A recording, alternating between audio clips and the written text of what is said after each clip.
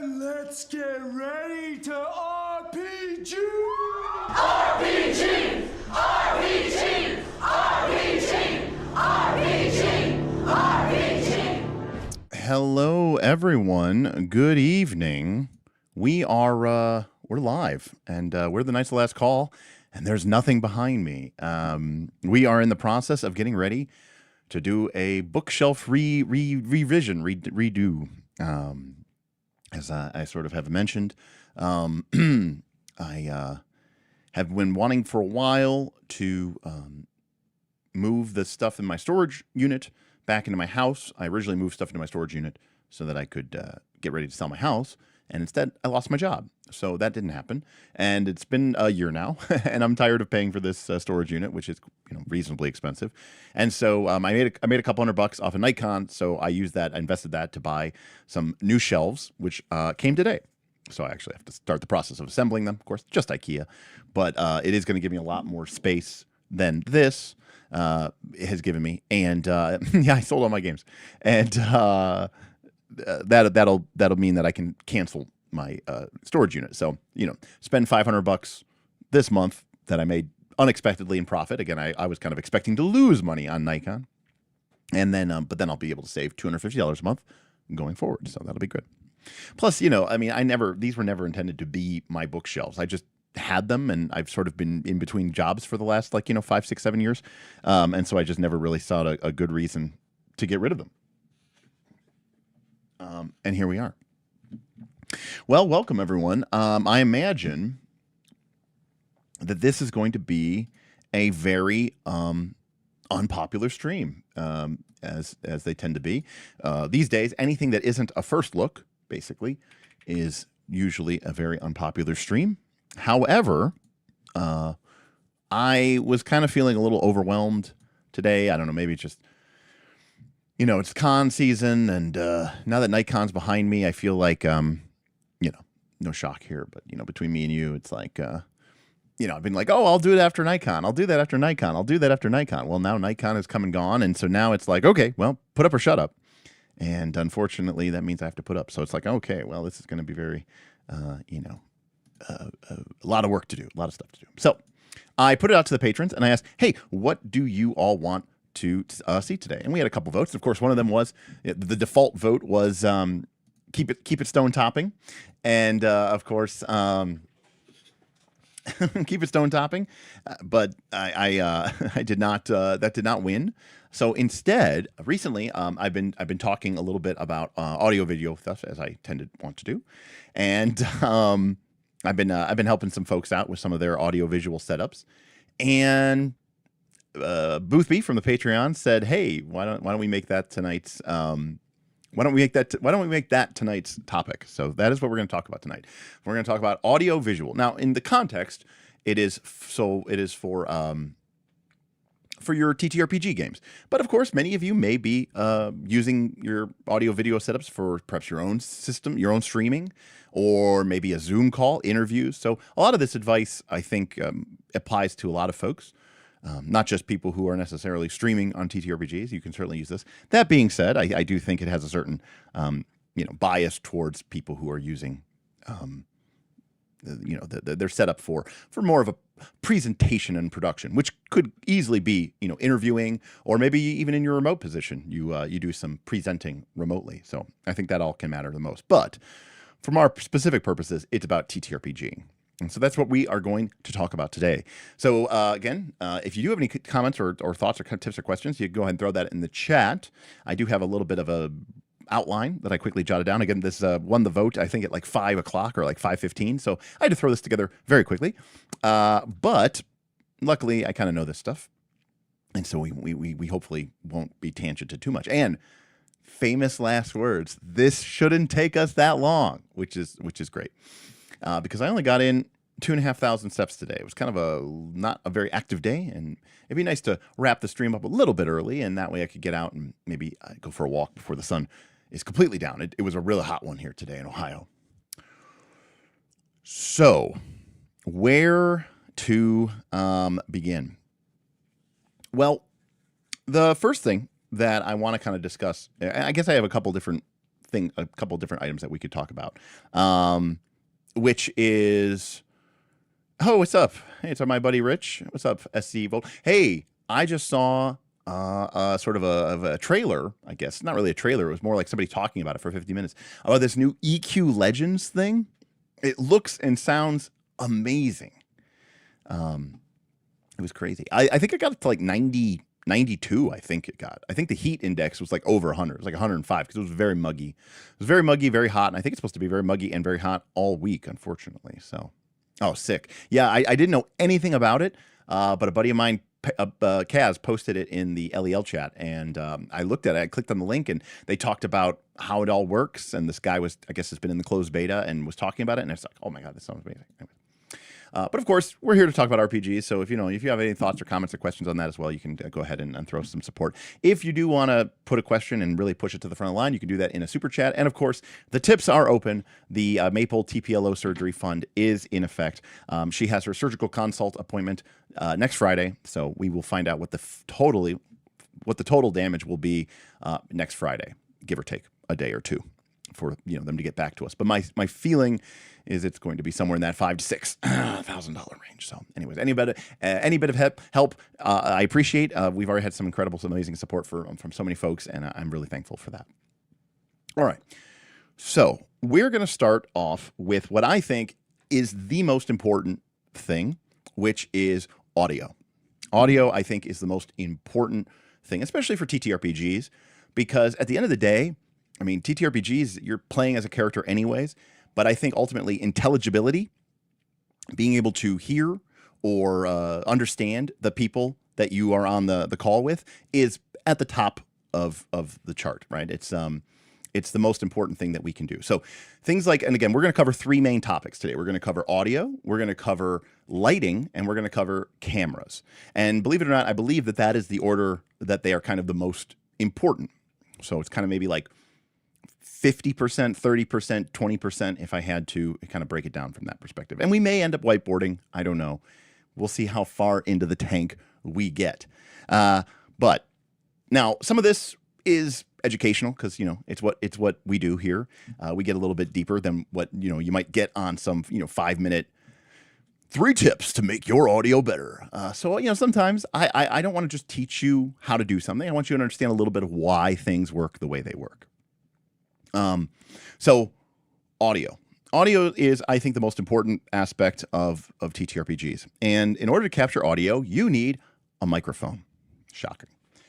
The truth of the matter is most microphones are pretty reasonable. They're pretty okay. However, as a general rule of thumb, bigger is better.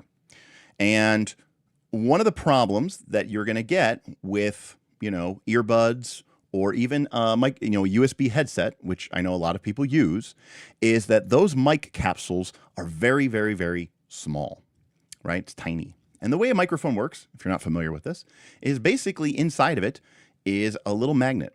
And when you speak, your voice, right, causes sound waves in the air. That magnet moves back and forth. It's connected to like a membrane, just like your eardrum.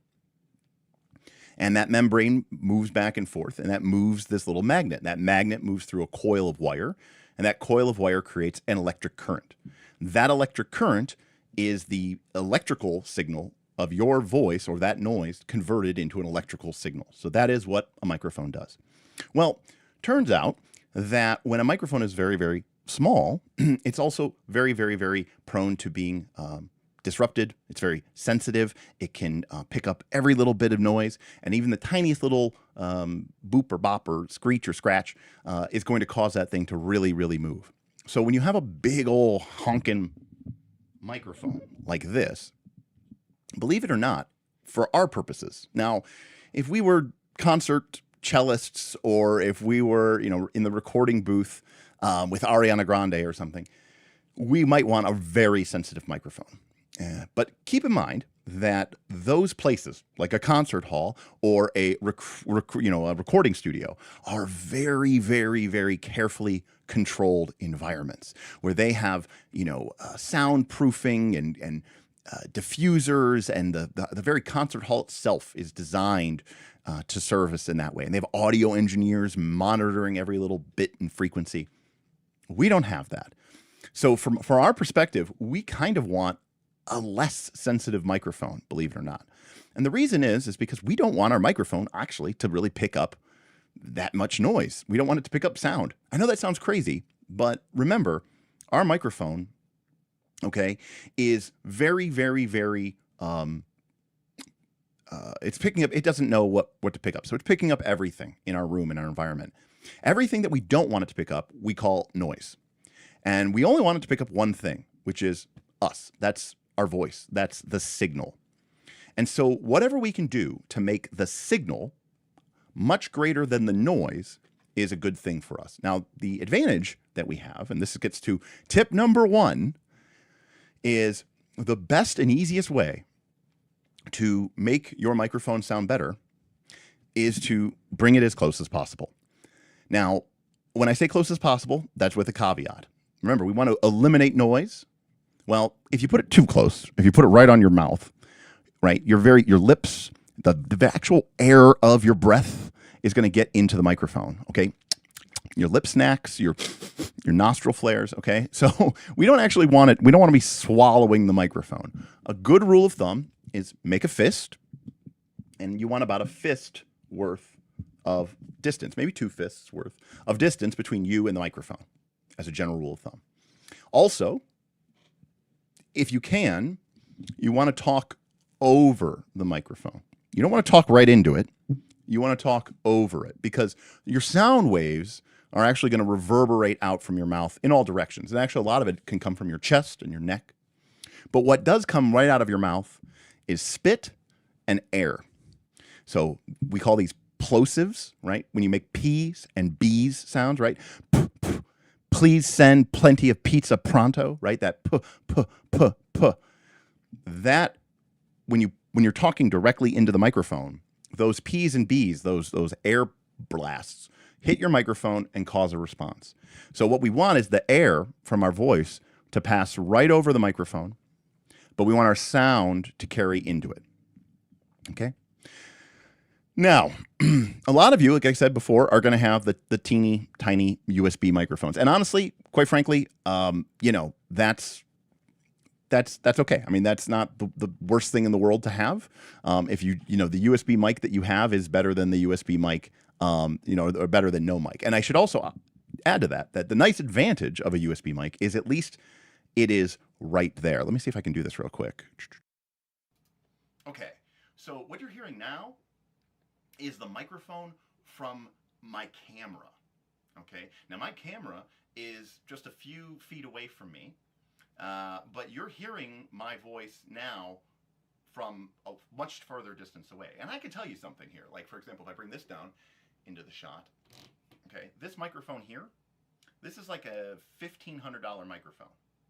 But I promise you that your Blue Yeti microphone, okay, is going to sound better if you can get it really close to you than this mic would, 5-6 feet away. At the end of the day, we want that microphone as close as we possibly can. And I've seen a lot of people online who have, you know, shows and stuff like that, and they will have a microphone, and they will have their, you know, they'll have their Blue Yeti. Imagine that this is a Blue Yeti. They'll have their Blue Yeti, and it'll be, you know, all the way over here. It'll be, it's on the other side of their desk. It's at arm's length. No, that is not good. In fact, again, I'll try to keep this. I mean, again, I didn't really have like an outline. I just had stuff I could talk about. So if something doesn't make sense, please, you know, stop me and we'll get into the details about it. But I wish I would have gotten. We have a Blue Yeti somewhere. I know a lot of people have a Blue Yeti, but hold on a sec.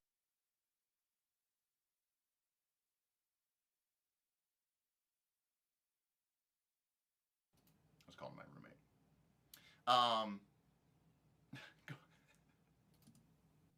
Sorry, I went. Someone said go back to my good mic. And so. So, anyways, what I was trying to say was I was going to have her bring up her Blue Yeti. She has a Blue Yeti. Because I started with the Blue Yeti. Actually, very early. It was one of the first times I ever actually had to solder anything. Something happened in the Blue Yeti. It broke, and I was like, fuck that. I'm not buying a new Blue Yeti. So I opened it up and had to remove an electrical piece and resolder it.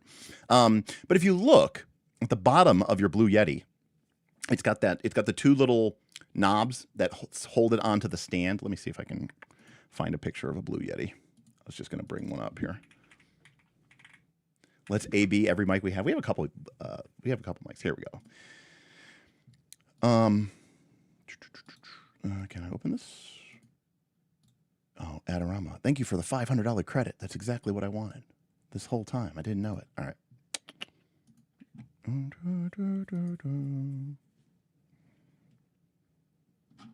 Okay.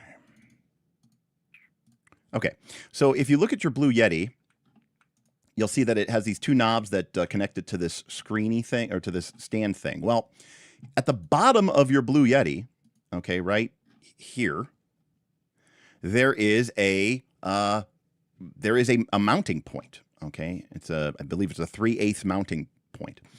You can use that to connect your Blue Yeti to something like a boom arm.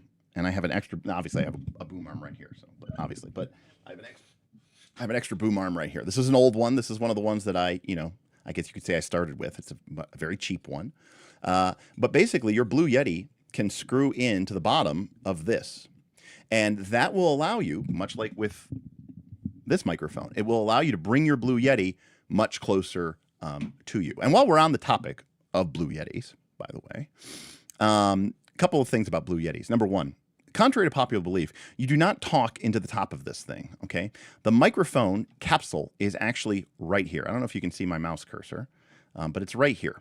So you actually kind of want to talk into the blue symbol, right? Because the microphone is actually right here facing forward. So ideally, you would talk right over the top of your Blue Yeti, or if it was upside down, right under the bottom of it, right? You know, again, you don't want to speak directly into the microphone if you can avoid it. You ideally want to go right over the top of it. Okay. Now, if we look at the back of a Blue Yeti, okay. So we have this knob here, okay? Gain. Gain just means how loud the microphone is, okay? And then we have this thing called pattern. And this is also very, very important. Now, quote unquote, good mics are typically not going to have this switch. Like for example, this mic does not have one of these, although sometimes they can. But the Blue Yeti is particularly has a lot of options for this. Okay, and the reason for this is because actually, if you were to take off that grill on top of your Blue Yeti, you would see that there's actually 3 little microphone capsules kind of staggered around in a circle. So it's actually 3 little mini microphones all in one. Now, what we are seeing here are called polar patterns. Okay, and don't really worry too much about what that means. But what it's basically telling you is, what is the microphone design? Which capsules are turned on? What is it listening for? Which direction? You're giving the mic direction. Okay.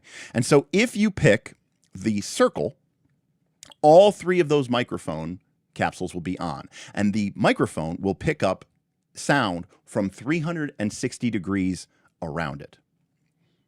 If you pick the one that looks like a figure 8, the microphone will, and by the way, if for whatever reason you're doing a podcast or a talk show and you've got 4 people sitting around a table and that's the only microphone that you have, then you would want to, set it to this circle. And okay. All right. Okay, fine.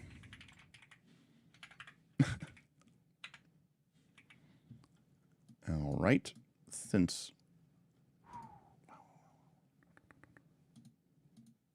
Since we are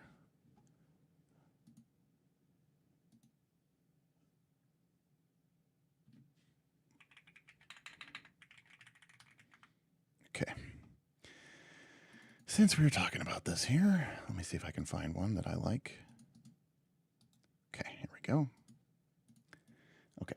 This is a microphone polar pattern chart. Okay. And this is basically showing where the microphone picks up sound from. What the bigger the globe and the more it reaches out to the edge, the stronger that signal is. So that you can see that an omnidirectional polar pickup pattern, which again is represented by this circle, is basically going to pick up sound from 360 degrees. Okay. Now, this is going to be used if, like I said, you had a podcast and you were sitting around and you had 4 people sitting around a table. Your only microphone you have is your Blue Yeti, and you want to pick everyone else up. Well, in that case, you'd set the microphone in the middle. You'd turn it to omnidirectional by setting it to this circle, and then everyone would get picked up. Now, keep in mind, it's going to pick up everything else in the room as well. Now, what about this figure 8? Well, the figure 8 is, as you might guess, a bi-directional polar pattern. Okay, it's going to pick up one side of the microphone, and it's going to pick up the other side of the microphone. Now, I should note that that means one of you is going to talk into the Blue Yeti logo, and the other one of you is going to talk into the gain knob, right? And that way, both of you are going to be seen. Now, if we look at the polar pattern of the bidirectional, you can see that the lobes fall off to the left and right of the microphone. Now, obviously, sound bounces off of things, and it hits off of the walls and reflects. Nothing will ever be 100% turned off. But you will notice a substantial and marked drop in the volume that is coming from that thing. It has to do with the physics and the way that the microphone is calibrated, and even how sound waves interact with the microphone as you change for it. Now, when it comes to most microphones that you are going to be using, you are going to want something that's probably designed for one person. And for most microphones, that is going to be some form of cardioid polar pattern. There's a cardioid, there's a hypercardioid, there's a supercardioid, and you can see that they're all kind of sort of the same. But they're called a cardioid because it looks like a heart, by the way. And you can see that our Blue Yeti has this cardioid pattern. If you are using your Blue Yeti by yourself, this is the setting that you want to be on. And the advantage of the cardioid is that you can see is that it basically picks up 100% to, let's say, between 11 p.m. and, or between 11 and 1. All right. It picks up 100%. And then maybe to 9 o'clock to 11, and from 1 to 3, it picks up 80% or 70%. And then as you get down to the other side of the clock, it basically picks up nothing. And this is really, really good because it means that if you have a room and you've got, PC fans whirring and you've got, neighbors mowing their lawn, the microphone isn't going to pick up those other directions. And so if you can set it up so that your microphone is basically just facing you, you are going to, push all this stuff off. Now, Rising Star PF2E says, entry-level Shure SM57 cardioid. Now, again, cardioid is a very, very common polar pattern. You'll also see sometimes hypercardioids and supercardioids. Those tend to be on more higher-end mics, but they essentially function nearly the same. And they're a little bit different. So have it pointed at you and, go from there. So that's how you want to use a Blue Yeti. You want it to be as close as possible because, again, we want to get that signal high. The signal is us talking. Noise is everything else. Now, let's talk about noise. Well, the best way to get your noise level low is to not have the noise to begin with. I know this sounds stupid and it sounds obvious, but if you're in a loud, noisy environment, you are going to get loud, noisy on your microphone. There's just no way it's around that. So be mindful and be thinking about, do you have a fan on? Do you need that fan on? If you do have the fan on, maybe put it, if you're using a cardioid polar pattern, maybe make sure that the fan is located on the other side of your microphone so that it's in this null area. If there's an opportunity to close a door or have, barking pets or loud, whatever children out of the room, you can do that. Secondly, I don't know if you can hear this or not, but stuff, particularly soft stuff like carpet and real angled, weird, bouncy stuff like books, do a really good job of making sure that when your voice goes out, it kind of gets absorbed or it gets reflected into a lot of million different reasons.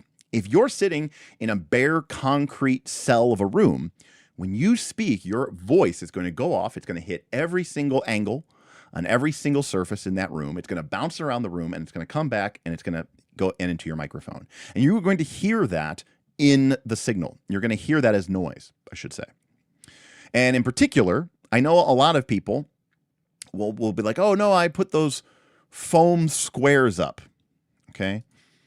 Now, I don't want to tell you that you got scammed, but you kind of did, which is to say that those thin foam triangles and pads that people put on their walls don't really do a whole lot. What they really mostly absorb is really high frequency sound, which really isn't a problem. The bigger problem is low frequency sound. And that's because low frequency sound is really big energy waves. And it tends to bounce and bounce and bounce and bounce and bounce and bounce and bounce and bounce and bounce back and forth. And the little foam squares are just not thick enough or dense enough to really do anything about it. So most of the sonic energy comes from these very low energy. Now, as an example,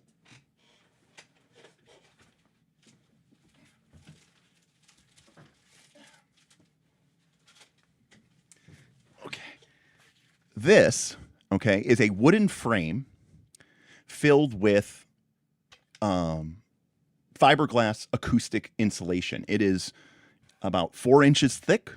It is massive, and this will do an excellent job of absorbing and absorbing sound. But it is a huge, massive panel. Okay, now I have these mounted all over my room. I even have them mounted above me on my ceiling. And that's because, again, the sound from my voice is going to go straight up, hit the ceiling, come straight back down. But now my sound waves have to pass through this. And it's porous. It's fiberglass, right? So, and this is a speaker mesh. So the sound can actually go through it. And as the sound wave goes through this, it loses energy, right? It's like going uphill. It's having to work. The sound is getting partially absorbed by this material, this insulation-like material. And then when it pops out the other end, it'll hit the wall or the ceiling and then actually reflect and bounce back through this material and then, again, get reabsorbed.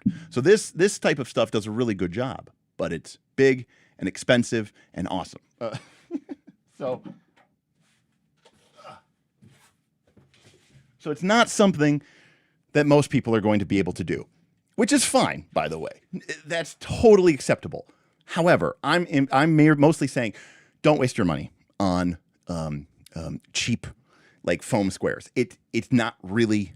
Some people like it. It's an aesthetic, I guess, thing. But most people are not going to get any benefit from it, really, whatsoever. Honestly, if you really want like the best recording, like if you're doing like a podcast, get a closet with a bunch of like hanging clothes and dresses and stuff, and go in there and like kind of close the door and do your podcast in there. It'll sound like you're in a freaking NPR studio recording booth.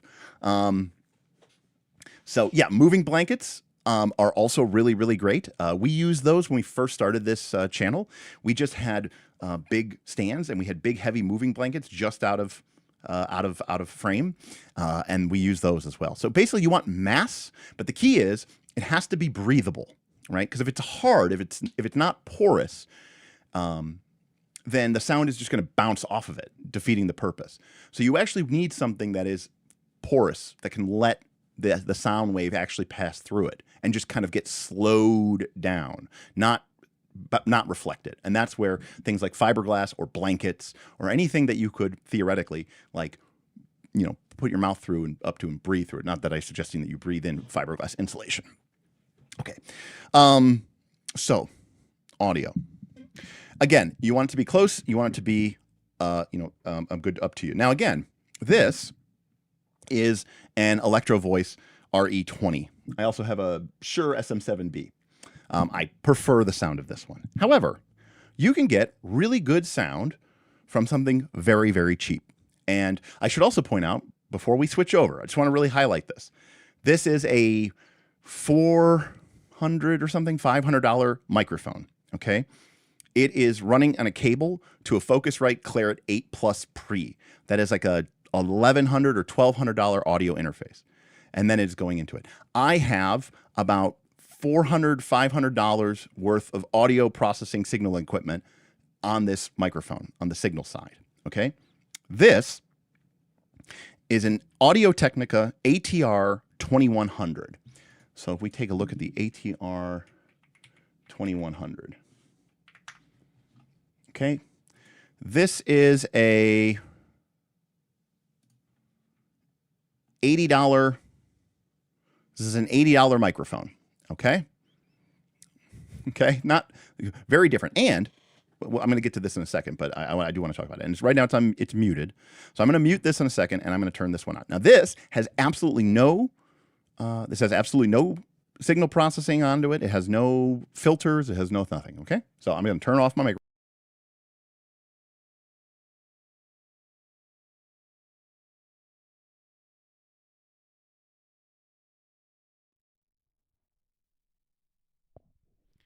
Okay, so now we're talking, and of course you can see it's a little bit quiet, and that's because the gain for this microphone might be set a little low. All right, so now I've turned up the gain. Now, again, it's not going to be as loud. It's not going to be, as dramatic or dynamic as the other microphone is, and we can fix that. We can increase this, we can increase this in post, as they say. So the only thing I'm going to do to this microphone is I'm going to add a little bit of oomph. Okay, we call that adding gain. Okay, so I'm going to add some gain. All right, I'm adding gain. I'm adding gain. All right, I'm adding more gain. All right, now I'm adding enough gain so that we're getting to a pretty good level, and I'm pretty comfortable with that. Now, again, this is a $70 microphone, and I'm holding it handheld. Obviously, I highly recommend that in order to reduce, bumps and fumbling noises, you get something like a, very simple clip or plug, and then you turn it, you plug it into a boom arm, and then you set that up, and you're good. In fact, I don't want to blow out anybody's eardrums here, but so we got this basic simple thing here.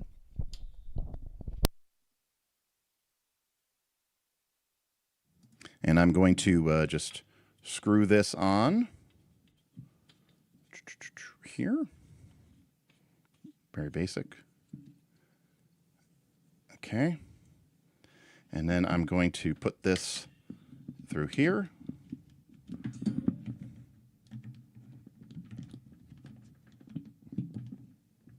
There we go.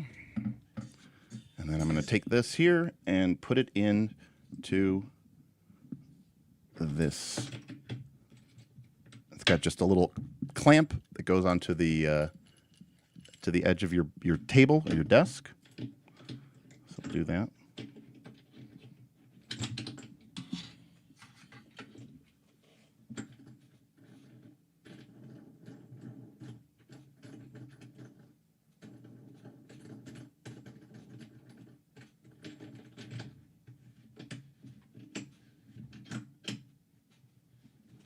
As you can see, this is definitely not planned. I'm just throwing stuff together here. All right. Now we've got our microphone here. And put this over here. All right.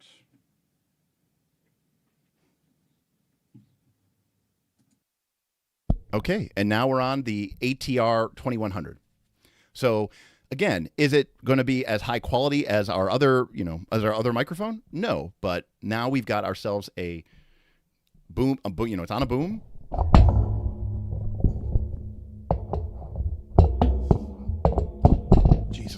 a little bit janky, but you know, we can make it work. We've got it positioned in a really nice location, right? Just right in front of us. Our mouth, our voice going right over it. It's very, very close to us. It's got a cardioid pickup pattern. It's kind of everything we need.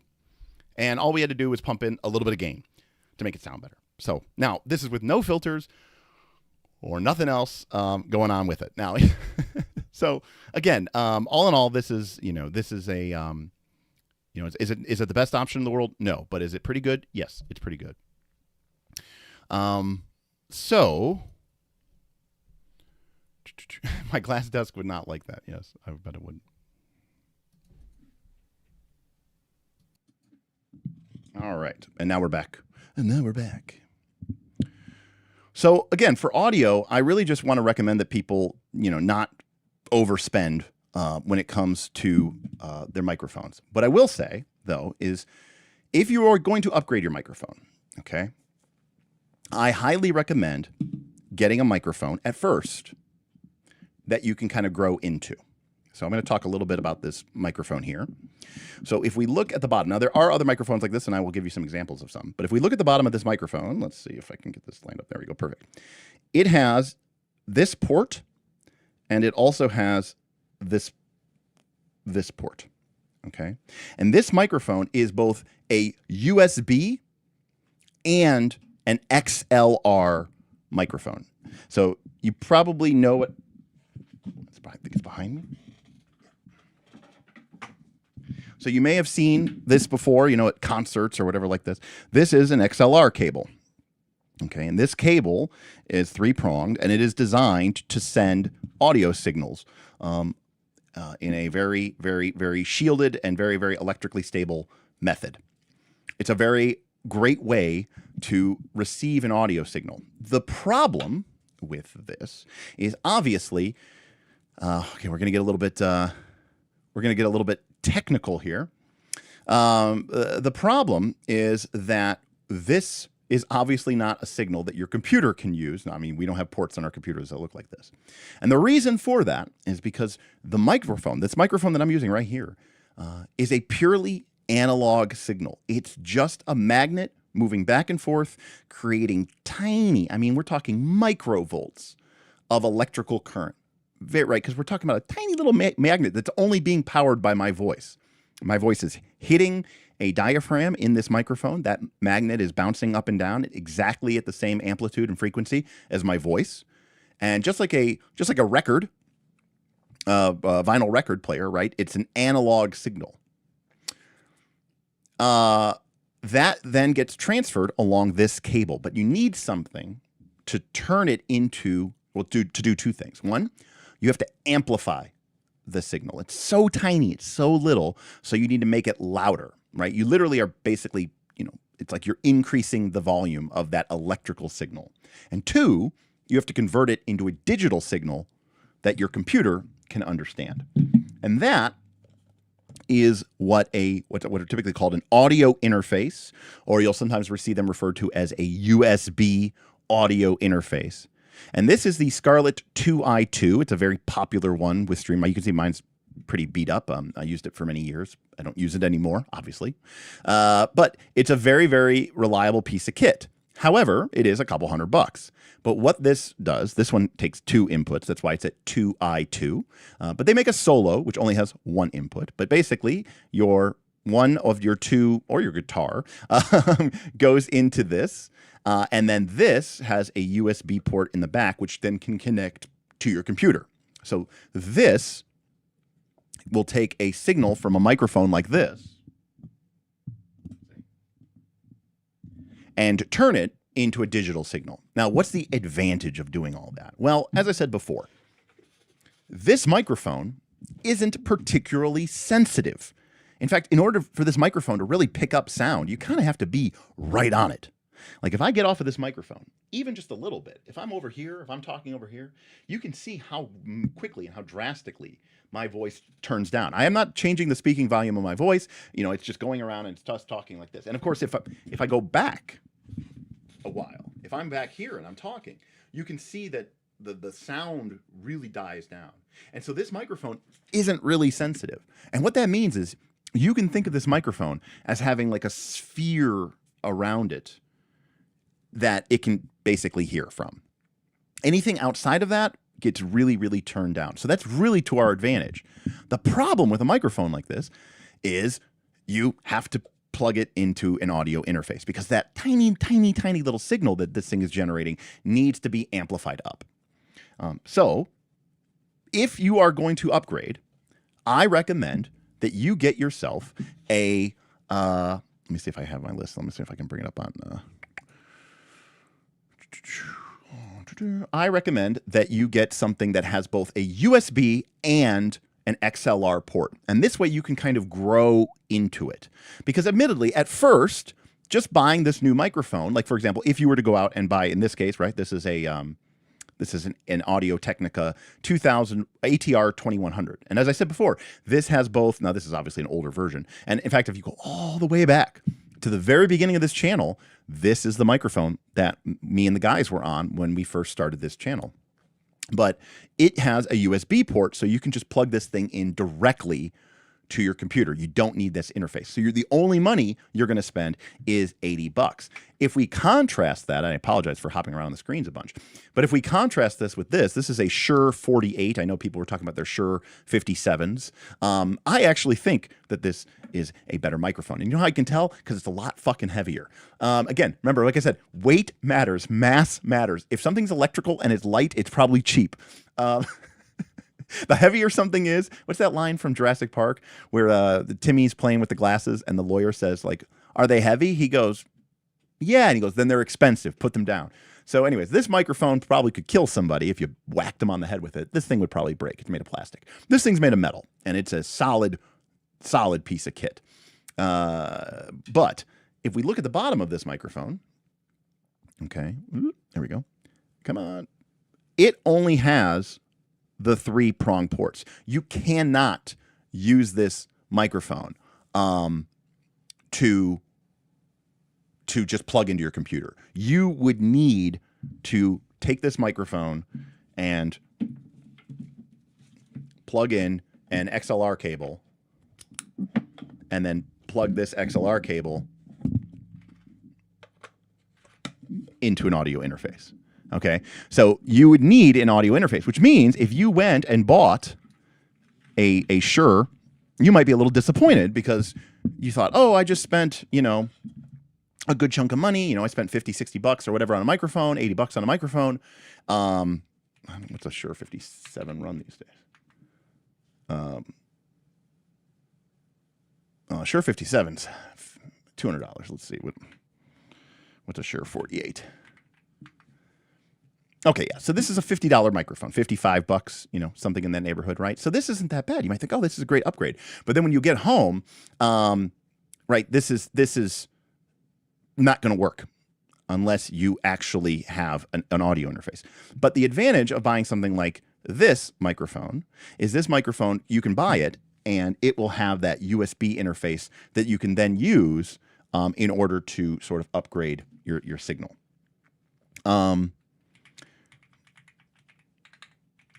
Another notable microphone, which I think is pretty good, is this one here.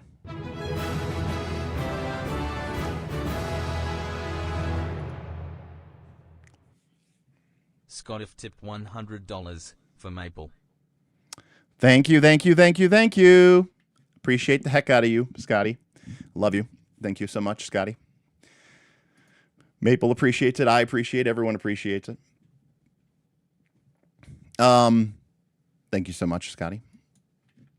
So I should also point out, yeah, these microphones have been around, and they are like tanks. They've been around for literally 50, 60 years. You can buy a used one from the 80s. It'll probably work just as good. So you can go on eBay and you can find these stuff. But if you're looking for something a little bit more new or yours, this microphone from Rode, this is the NT, I can't remember what it's called. The NT. Yeah, the NT USB Mini. Now, this is only a USB microphone. It will never upgrade. But if you're never going to go and get an audio interface and do all that other stuff, this, I think, is a great microphone. I actually think Rode makes a tremendous set of microphones. I think they make really good products in general. So this is another really, really good microphone that I think will serve you well. This is another one. Again, like $50 or something like that. So this is one though that you can upgrade. Okay, so if we look at the bottom, show me the bottom. Come on. All right, if we can see the bottom of this microphone, it has an XLR input and a USB input. So you can use this microphone as both USB and also as a eventual XLR. So this is a great one. You can buy this now off of Amazon, okay, or Walmart, I guess, and you can just plug it into your computer and it'll work and it'll be fine. However, I personally believe most of the time you are going to get a better signal out of a dedicated audio interface. And this has to do with signals and preamps and dynamic versus condenser microphones. And so, again, we don't have to go into, we're not probably going to go into all of that, but long story short, for most of your people, you're going to want something that eventually, but again, this can be done with both. And that means if you buy this microphone, and again, I think this one's pretty reasonable, this Fifine AM8, it'll upgrade with you. Now, if you want, like, again, we're talking about strictly about microphones here that allow you to upgrade, okay? In terms of what I think is the best bang for your buck, in terms of a microphone that is, you could use it today without an audio interface, but has a huge potential, it is this one. So this is the Shure MV7, okay? Ribbon mics aren't even in my vocabulary, okay? There's a third type, which is ribbon mics, which are insanely expensive, they're just for like recording artists and musical. We're not even going to talk about these. But this is the Shure MV7, okay? And it is, again, a fantastic microphone that if you are looking to, sort of upgrade your system and you don't want to spend $500 on a Shure SM7B, you can get a really, really, really good signal out of this. And again, the advantage being that it is, usable for both, because the Shure MV7, as we can see here in the back, has both an XLR input and a USB input. This is actually the microphone I bought for Smith as part of our channel. I bought it for him originally because he was using it just as a USB mic. Eventually, we got him an Elgato Wave, I think, as his XLR input, or Elgato XLR, or whatever it's called. I think it's called a Wave, but as an audio interface, and now he has it on an XLR. But originally, he just used it as a USB mic. And I think this is a fantastic sounding mic. I think this thing kicks ass. And I don't think it's not, it's not terribly too expensive, okay? Now, there's a couple different versions of it, but yeah, you just get the MV7, the one that costs like around 150, 160 bucks, okay? Now, again, these have a lot of, it's all about kind of mixing and matching stuff. So you may remember from our podcasting days that we had like 8 of these. All right. This is the Rode pod mic. Now, again, we like Rode here at Nice Last Call. Now, this thing is built like a tank. It weighs probably about 10 pounds, like 8 pounds. It is extremely expensive, or extremely heavy, but it's really cheap. You can get this for like $100. It's super cheap. It's also an extremely basic microphone. It has no switches on it. It has nothing else. It just has this one XLR port. But that means there's no USB. So if you buy this microphone, I can insanely recommend this microphone. Okay, this is the Rode pod mic. But if you buy this microphone, you will have to also buy an audio interface, an XLR audio interface, which means you would need to buy like a Focusrite Solo or an Elgato Wave or whatever. I can't remember what it's called. Elgato.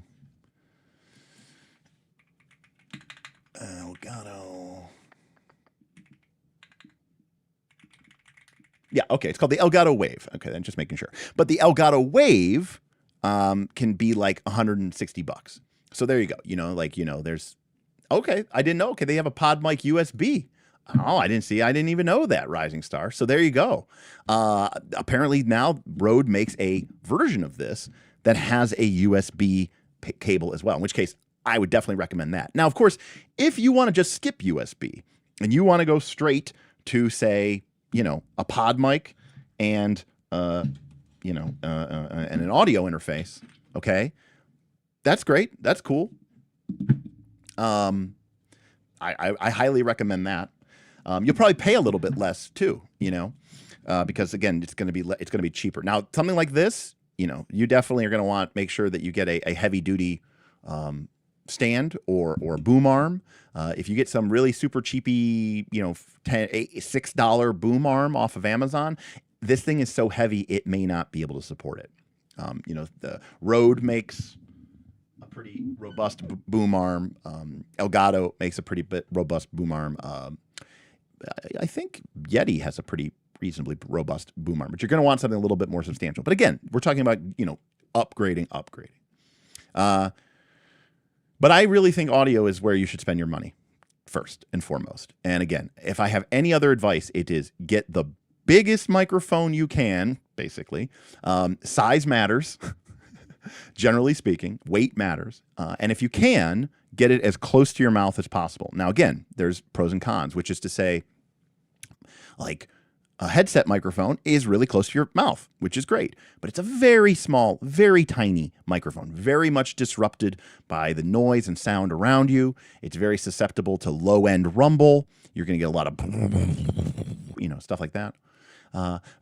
Bigger, heavier microphones are great, but in order to get them close to your face, you're going to need some sort of boom arm, or you're going to need some sort of stand. And that can also be annoying because you may not, especially if you have a stand, you might bump it, you might run into it, you might hit it. And it does take a little bit of time to get used to having these things kind of in your face. And then ultimately, it's a decision of where you want to go up to. Now, is the Rode Pod Mic a substantial upgrade over a Blue Yeti, or is the Blue Yeti good enough that it's better to invest elsewhere? I will say this. I personally would say it is. However, what I would try first, if you're not already doing it, is get yourself into a situation where you can get the Blue Yeti basically, within this distance, right? From thumb to pinky of your mouth, and judge and, listen to the audio quality. Because if you can, if you can do that, then you're already going to be, much, much better off. Because again, so one of the common problems is that what people will do is, again, they'll have their microphone far away, and then they'll be very quiet in it. So they have to turn their microphone up. When you turn your microphone up, it's stupid. It doesn't know what you're turning up. It turns up everything. So it turns up all the noise and all the garbage and all that other stuff as well. I would say that you should, it's kind of difficult, but you should kind of figure out where do you want to be at? And because it's buy once, cry once, right? I'm not suggesting that you need to go straight to like a $500 microphone, but what I am suggesting is I would skip the little tiny intermediaries, along the way, and try to figure out where are you going to be comfortable, where you're going to be good at for a while. Now, I personally think that the Pod Mic is such a step up in improvement in quality over the Blue Yeti that while I hesitate to sell somebody, they should absolutely have to spend money. I didn't even know that the Rode Pod Mic USB existed. Okay, it's $190. Okay, so you are paying a little bit more of a premium. Okay, if you get just the Rode Pod Mic, you can buy it off of B&H refurbished for $80. Now, again, you will need an audio interface. So it's not just $80. That's why I kept trying to really, really tell you, make sure you look at what kind of inputs and signals it buys. If you buy a Rode Pod Mic and you don't buy an audio interface, it is going to be a chunk of metal that you can do nothing with. It is true, they do make the Rode Pod Mics in a lot of different pretty colors. They even make XLR cables in pretty colors. See, look at these ones. They're like blue. Well, the tips are blue. That's mostly for you could know. Yeah, you do have to consider the cool colors. Rode is good about the cool colors. Yeah, so Kojo, great point. I feel like one problem folks have is they don't want the mic visible if they're doing video. So they have the mic far away. So they think they need a fancier mics that'll let them do that. So I have a lot of thoughts on this. I could get into it, but number one is I don't think it's so terrible that that you have the microphone in your face. Obviously, I don't think that's a huge deal. That being said, if you do want the microphone out of the camera, that's fine. I have that right here. Okay. But a couple things. Number one, this thing is mounted to my ceiling. So I can literally mount it just out of sight. Okay. Now that microphone, I'm leaving it just kind of hanging in the frame a little bit. That microphone is almost as close as this microphone is, but it's right there. But this microphone is also an expensive microphone. If this microphone was a cheap microphone, okay, then it would be a much lower quality. Okay. So this is a Sennheiser MKH50, and this is a hypercardioid microphone. Now, some people think that they can get away with this using shotguns. And I know this because we did. And if you ever saw the very first episodes of Rise of the Rune Lords, Root, you will know that it did not go well. It turns out shotgun microphones are a theoretically very pleasing concept, but they don't really work that well indoors. So unless you're in an extremely treated room. So I would highly recommend you avoid anything that says it's a shotgun microphone, thinking that it'll sort of allow you to like act like a sniper rifle and just pick up the person's voice and ignore everything else. That's fine in theory. It just doesn't work indoors in a untreated space, for sure. As far as audio interfaces can go, I have used ones from Elgato, and I have Smith on an Elgato interface. It worked totally fine. Can recommend that. I have used 3 Focusrite products. I'm currently using the Focusrite Claret 8 Plus Pre over there. Somebody asked how many inputs it has. It has, I had to check. It has 8 inputs. I've also used the Rode Pod Mic interface, or not the Rode Pod Mic, the Rode Rodecaster Pro. It's called the Rodecaster Pro is the name of the audio interface. I've also used audio interfaces from Zoom, and those are also pretty good as well. So I can recommend those brands, and there's other brands, but there's some even choicer, nicer brands as well, especially for people who are like into music. But I can definitely recommend those because I have used those as well. So again, get something bigger, get something heavier, get it close to your face, and put it on a boom arm so you don't shake it. And if you want to grow into it, get something ideally with both XLR and USB. That way you can buy it, you can plug it in, and it'll sound way better. But you can then also slowly sort of work your way into it. Now, that's audio. Now, with an asterisk, because the one thing that we did not talk about, now this is not really for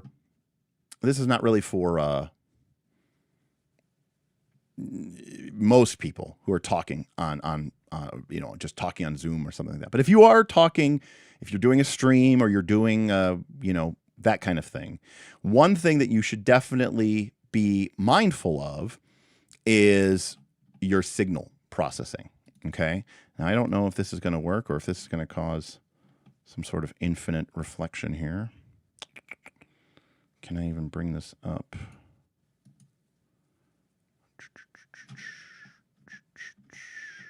Where is my signal? Oh, I had to find it.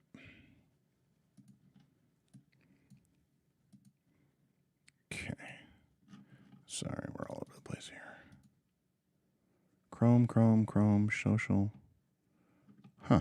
Apparently, I cannot do that. So maybe I can do this. Sorry, I'm just trying to figure out how this would work in OBS. Screen. There we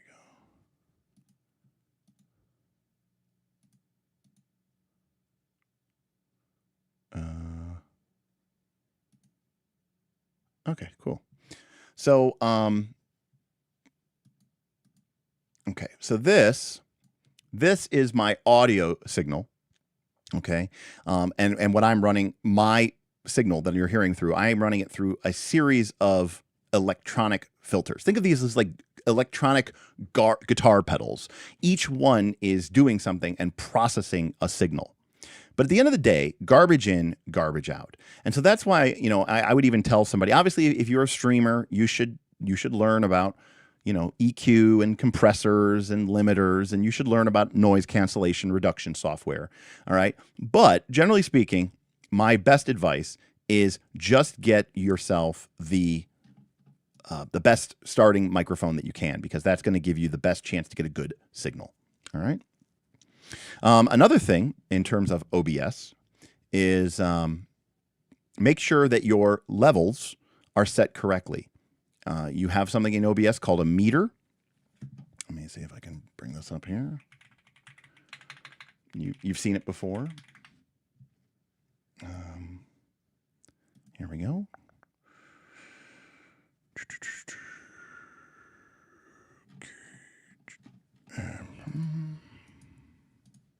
Okay, so this is an audio meter. Maybe. There we go. Come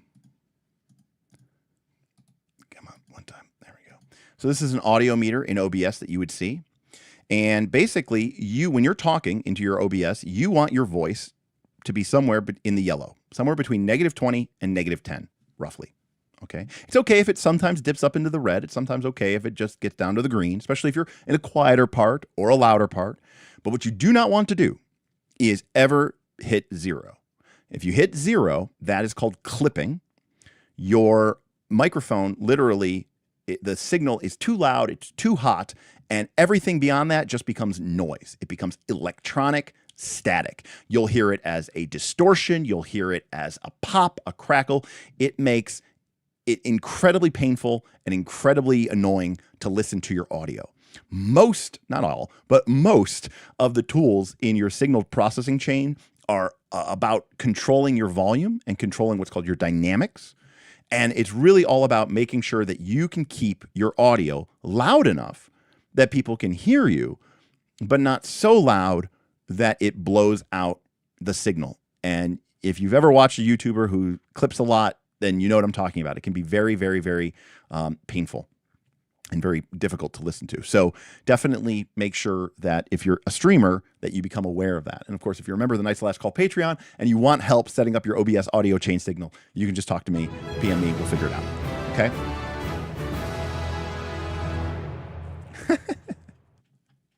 Boothby tip $25. Maple Fund. And a question, how far are we into putting lipstick on a pig audio-wise if we are in a standard cave-like corner bedroom? Soundproofing, roomy audio, etc. That is all the, yes.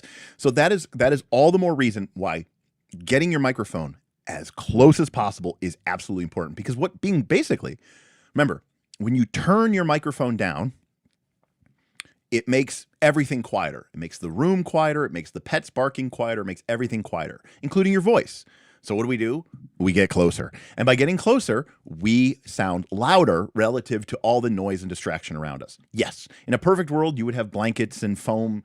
You'd have you'd have big, huge, massive sound panels on the walls. But I get that that's not realistic.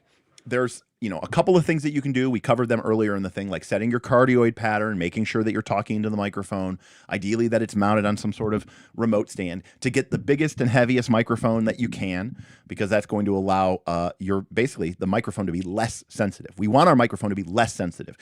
If you're, Ariana Grande, okay. They're a bot.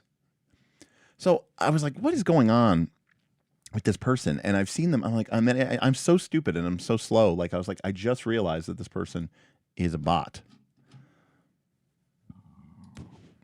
This person, they've been like in 3. That's how, crazy I am here. I want to select this user and I want to report them as a bot. There we go. Now, according to YouTube, now would be a great time for me to run ads. Yeah, the Spider-Man person. Yeah, exactly. Self-confessed says, oh my God, finally some useful content though.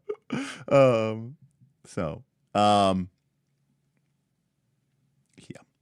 So, any case, Yeah, you just don't want, again, carpet is better than carpet is better than hardwood. Having books and shelves and stuff in the room is better than having an empty room. So all those things and more are kind of, accurate from that perspective. Okay. So again, there's a lot to cover about audio, but I think that generally speaking, I would say get a bigger microphone, get it closer to your face. If you're going to upgrade, consider where you want to go, and consider getting a microphone that has both XLR and USB, because then you can start using the microphone immediately, and eventually you can then also upgrade to a proper USB interface. This will give you a lot more control over the volume. Getting into a thing here, but these things, again, they do two things. We've talked about this a little bit when we're talking about the signal. They convert the microphone signal into a digital signal that your computer can understand, but they also have what are called preamps, and preamps amplify the signal. And you want what is called really clean preamps. Part of what you're paying for when you pay for an audio interface is you're paying for what are called very clean preamps. Basically, you want to turn, right, a really soft volume to a really loud volume, and do so without introducing any extra noise or, disruption. So that's a lot of what you're paying for when you buy a really nice piece of audio kit, is quote unquote really clean preamps. Also, again, I don't think I have it in my room. I think it's in the other room. But if you do buy into the hype and you buy a SM7B, okay, again, which most people have seen these on other people's podcasts and stuff like that. Okay. Right, this is the Shure SM7B, legendary microphone.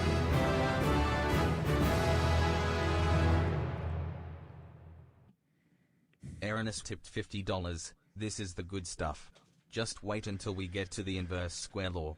It's coming. It's coming, Aaron. Thank you so much, Aaron. It's coming. Actually, I did not mention phantom power jackal, so that's a good point. I didn't even talk about condenser microphones. And, yeah. So we could talk about that, I guess, but I'm trying not to do anything, but yes. But, yes, this is true. If you do get a condenser microphone, which I don't really recommend, then you would need phantom power. But anyways, okay. So if you buy one of these, okay, it's really cool. It's very expensive. Okay. $440. It's not cheap. And again, it has to use an XLR cable, right? It has to plug in to an audio interface. But just be aware that you're going to do all that and you're still going to be super, super, super quiet.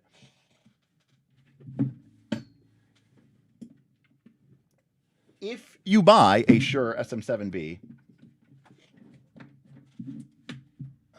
you will also need to buy one of these. Now, someone in chat mentioned that they do have, I think it was Vin, mentioned that they do have a different version. So this is called a Cloud Lifter. They also have one called a FET head. This is an amplifier for your amplifier for your amplifier.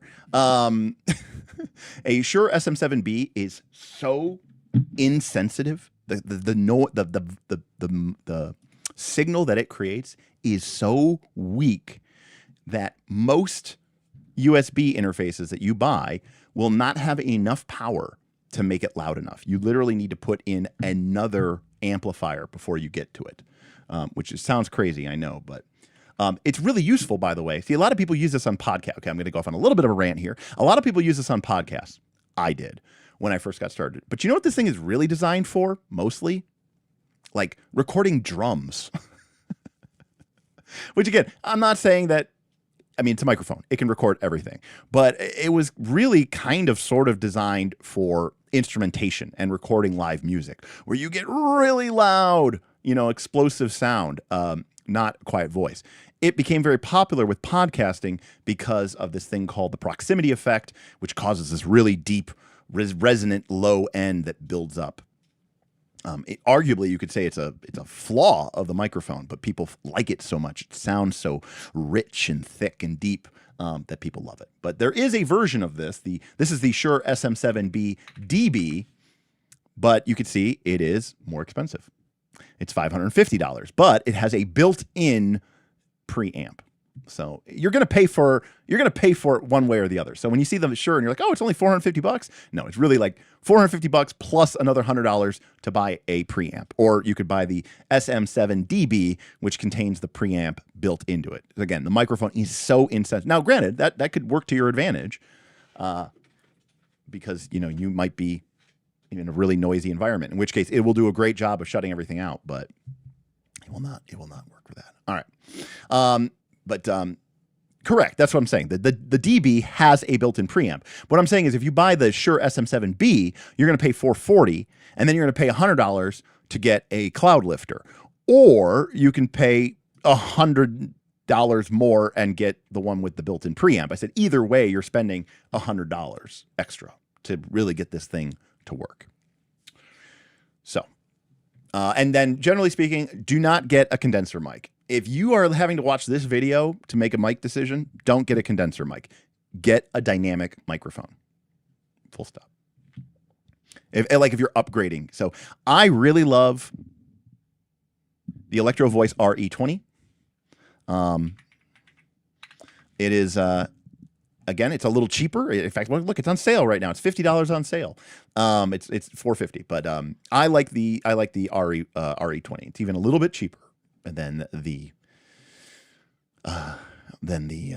Shure SM7B, and I think it has a better sound, and it doesn't have that really boomy, bassy proximity sound, which some people like.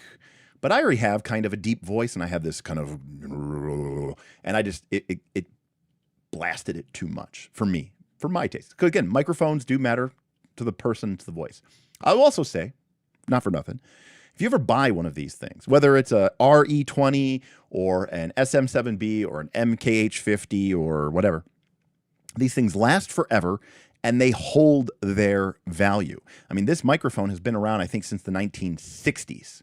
So it really hasn't changed much. So really, it's going to be useful no matter what. We did talk about interfaces. We talked about Focusrite. We talked about the Elgato Wave. We talked about, I mean, there's a bunch of different brands. There's a bunch of different brands.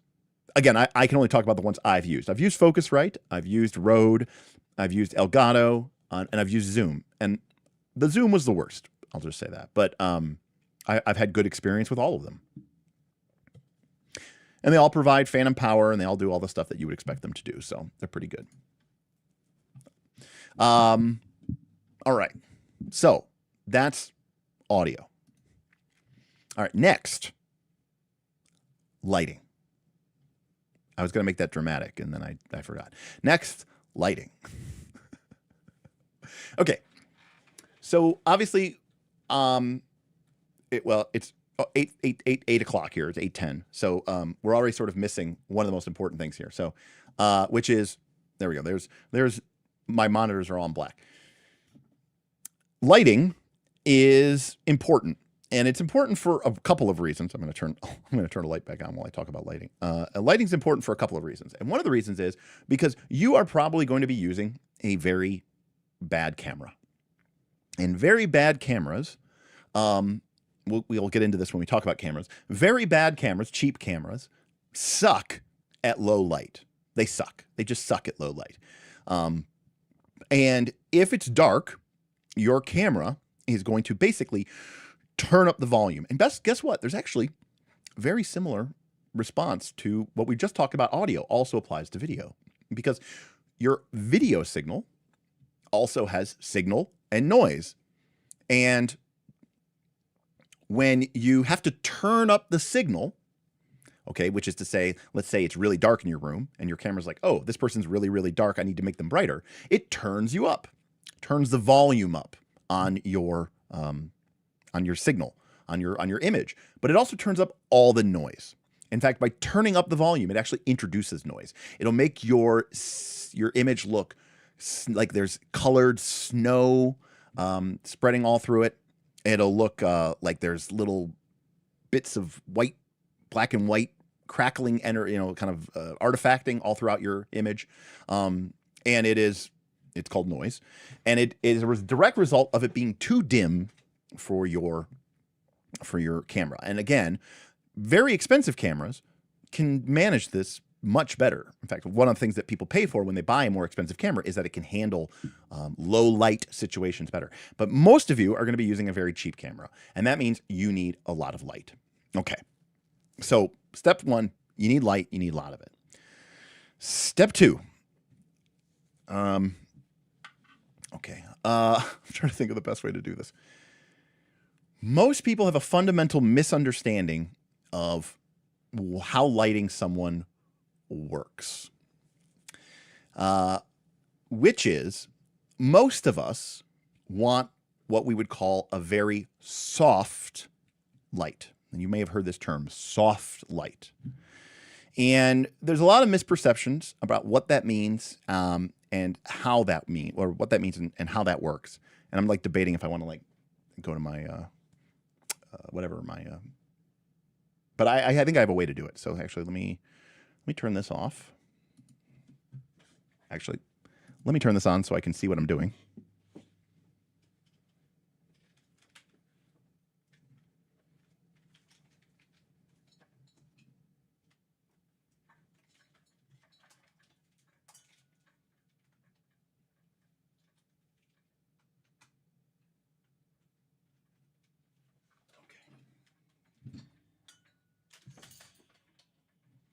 Jesus Christ.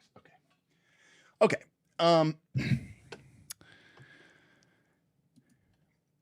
Okay. This is a very hard light.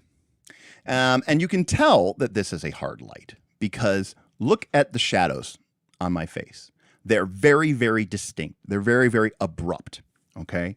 It looks like a light bulb is shining straight in my face. And turns out that's because there's literally a light bulb shining directly in my face. Okay. But this tends to make the face look really, really harsh. So let's talk aesthetics here. Number one, it makes the face look really harsh. It can look really dramatic. Ooh, look how dramatic it is.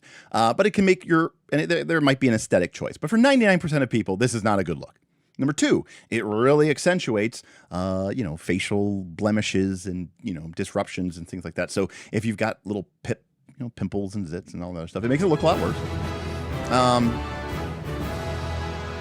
We had a late audio tip coming in from Vin here.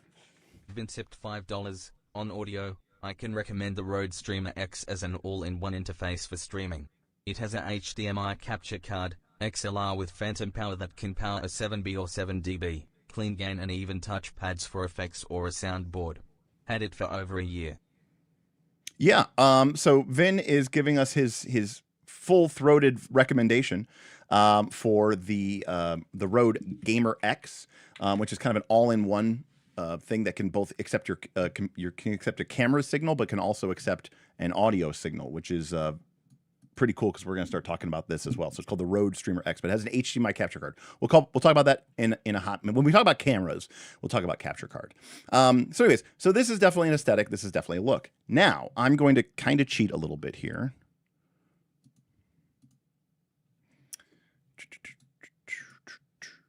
I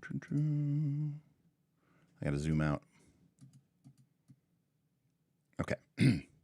So, hello. Here's the deal. There's that light that's shining on me right now. Okay. You can see it. And here is the light that normally lights me. Now, you can see, obviously there's a color difference there, but you can see that they're just about as far away from me. They're actually, they're both right next to each other.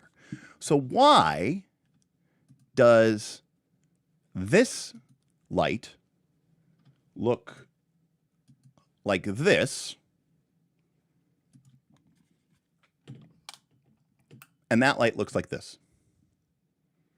And the reason is because the bigger light, okay, this big light is softer. And you might say, but Derek, how is that soft? Look, it's a hard plastic light. There's nothing soft about this. You're like, oh, I thought you need don't you need like a big umbrella or a big softbox? No. What you need is as big of a light as you can, as close as possible to you. The closer a light is to you, and the bigger the light is, the softer that light will appear. In fact, you could even think of it more simply as saying, when you look at the light, how big is it? Obviously, if you bring something close to you, okay, it's going to look bigger. It's going to fill more of your field of view. And so there's this misperception when people talk about soft and hard lights. Again, the light I just showed you, the one that I'm using, is made of it's hard. I'll show you I'll show you the brand of it. It's an Amaran Verge Max. But it is just as far away from me as this light. Okay. But you can see that it is much bigger. Now, you could easily imagine though, now to be clear, it is, I mean, you can see my hand right here. Like, it is now touching the light. That's how close it is. It's just at my arm length. I can touch it. I don't know if you can hear that. I'm tapping it. So it is very close to my face. Okay. And the reason I do that is I want it to be as close as possible. If I could make it closer, I probably would. It would start to literally enter the frame. I see a lot of people will get a light. They might even get a big light. They might even get one of those lights that goes inside of one of those, boxes. And they'll put it on the other side of the room, or they'll put it 5 feet away or 4 feet away, and they'll think, oh, it's in a soft box. It's got that little, that white fabric, that you put in front of it. It must be soft. Why does it look like shit? Because it's too far away. So just guess what? Just like with audio, the key is make everything close. Get everything right in on you, right? You want it to be as close as possible. Not saying that it's claustrophobic, but my setup, I mean, I've got the microphone right here, and I've got, the light here and the light here, and, the microphone, the other microphone's right here. Like, everything is really, really, really, tight to me. And the reason for that is because I want it to sound good, and I want the light to fall off on my face really, really nicely. And so you can see with this light that, we don't get that harsh shadow. Instead, it's bright here, and then it's kind of going to a mid-tone, and then it's going into shadow, and then it's going into darkness. And so that slow transition is what we would call a soft light. So the number one goal that you can do with a light is get it really close to you. Okay. Now, this introduces, and by the way, well, I should say, number one is your lights are probably too dim, so make sure they're bright enough. Number two, get it close to you. Even if it's a desk lamp. Okay. This desk lamp would look better to my face if it's right next to my face. Now, obviously, this is right inside of the shot, so that's a problem. There is a minimum distance that you can make, which is where the idea of, having a bigger source matters. But there's another problem with this lamp. Can anyone else guess what the problem with this lamp is? We also had a final note, by the way, from Vin, which is, final note for now, also get some good USB cables. A lot of audio capture cards, capture cards or interface problems are actually USB problems, as most cables suck. Yes, I mean, sometimes you'll have problems and it's just a bad or dead USB cable. There's a lot of garbage USB cables that are made out there. I tend to try to use ones that come with my interfaces because I trust them a little bit more. But obviously those things do get destroyed, or you lose them, and then you buy the discount pack from Walmart or for whatever, and then those can really suck. So I think it's reasonable for you to try to find a good, good supplier. I saw Vince mention Linus Tech Tips have one, but they're really crazy expensive. Okay. No. So the problem with this is I can't control its intensity. All right. There's a lot of problems with this, which we'll talk about. This is an on and off switch. In fact, some of the ones that you buy from Amazon are just on and off. There's no ability for you to control how intense it is. And so what ends up happening is you turn it on, and that's as bright as it is, and you can't mess with that, and it's way too bright. It's way too bright. Because remember, too, you're going to have this thing really close to you. Okay? And it's not intuitive, but the thing about light is when you double the distance from a light source, you might think you have the intensity, but you don't. Okay? It actually is the square of the distance. And since it's 1 over the distance, we call this the inverse square law. And I can't help myself, but we may have to go to it. I mean, if I have an opportunity to talk about the inverse square law, I'm going to take the opportunity to talk about the inverse square law. Let's see here. It's been a while. Hello, darkness, my old friend.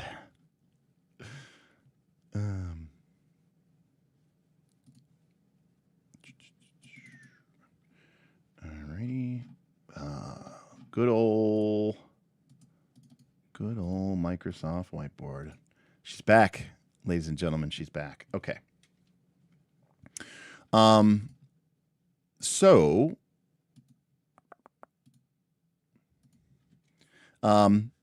you can imagine that we have a, right? You can imagine that we have, right? We have our light source here. Okay. Ooh, why is that so sensitive?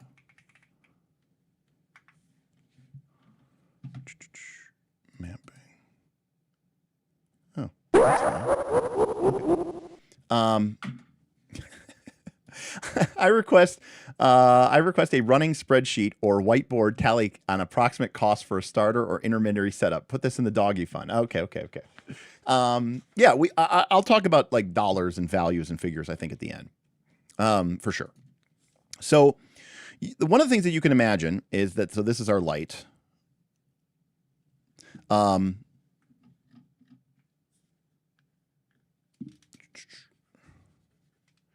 So one of the things that you can imagine is that, you know, this is our light, and I don't know why the sensitivity of this thing is off the charts. Double click pressure, eraser, mapping. So full size. Oh, okay. That's why. Monitor 2. Nope, monitor 3. I thought I was crazy, and I'm not. Okay, now I'll be able to actually write. Okay, good. All right, there we go. So this is our light. And what you can imagine is, you may have heard of this before, but light sends out these little packets of light. Okay, they're called photons. Pew, pew, pew, pew, pew, pew. Okay, and you could just think of them as little packages of lights. Okay, and so if we're standing here, hey, there we are. What we do is we calculate how many packets of light hit us from the light. And let's say that there's 1, 2, 3, 4 packets of light that hit us. So now what we're going to do, and this is distance x. So now we're going to go out to another distance x. Okay, so now we're going out to 2x. Okay, so we've gone one more unit of distance. In other words, we have doubled the distance.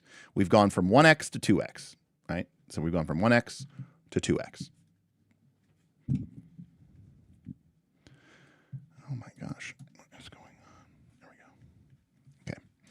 So now, when we want to see how many photons hit us out here, we have to realize that light is going to spread not only in the x dimension, it's also going to extend in the y dimension. And that means that by the time it reaches us, okay, the light will now take up not 2 squares, but 4 squares of space, right? Because it doubled along the x dimension and it doubled along the y direction. It went from x and x, okay, to 2x and 2x. And that means we went from x squared to 4x squared. In other words, by doubling the distance, we went to 1 over 2 squared, or 1/4 as much light, which is a way of saying, if the light's a foot away from you and you move it back to 2 feet, you will not half how bright that light is. You will actually drop it by a quarter. You'll drop it 75%. So the amount that light falls away from you is extremely, extremely quick.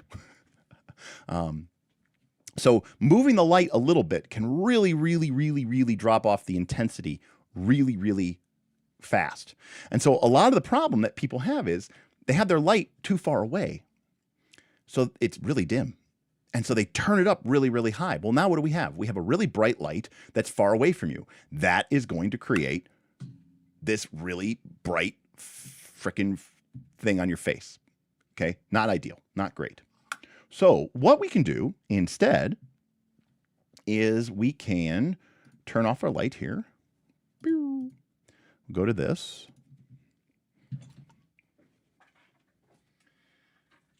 And now I have this light. All right, this is a simple desk lamp. Now the difference is that this light, okay, I'm gonna take off the shade just so you don't think it's just the shade, okay? The difference with this light is dimmable. So I can control how bright this light is.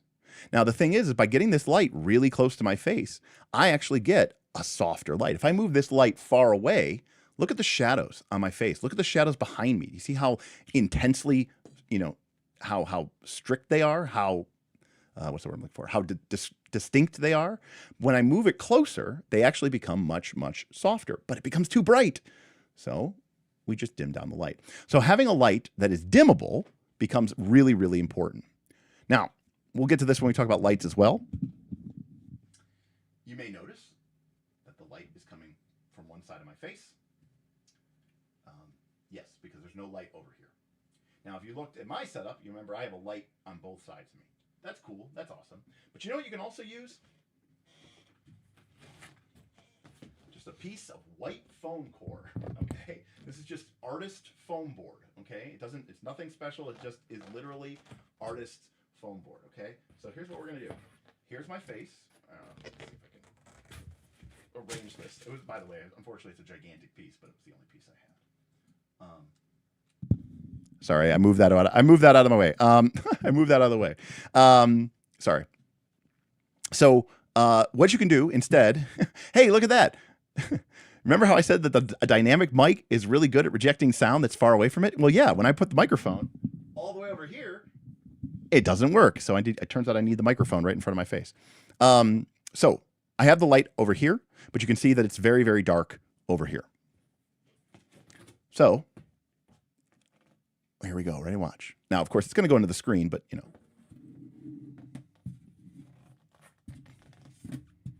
that's why I was moving the microphone, by the way. But look at my left cheek, right? Now, of course, if this microphone boom wasn't in the way or we had a better setup, I mean, I'm kind of doing this kind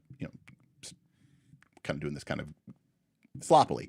But you can see how much this just white piece of card, okay, fills in the side of my face.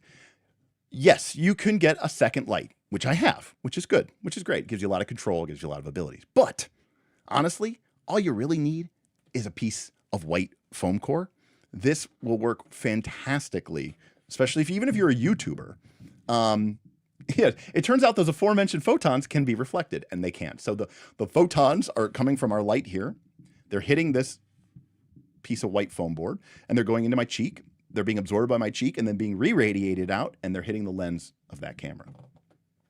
So when it comes to light, what you want is the biggest source you can get as close to your face as you can. Now, obviously, having the light here, not very practical. So we probably want it outside of our screen. However, a light bulb, not particularly bright.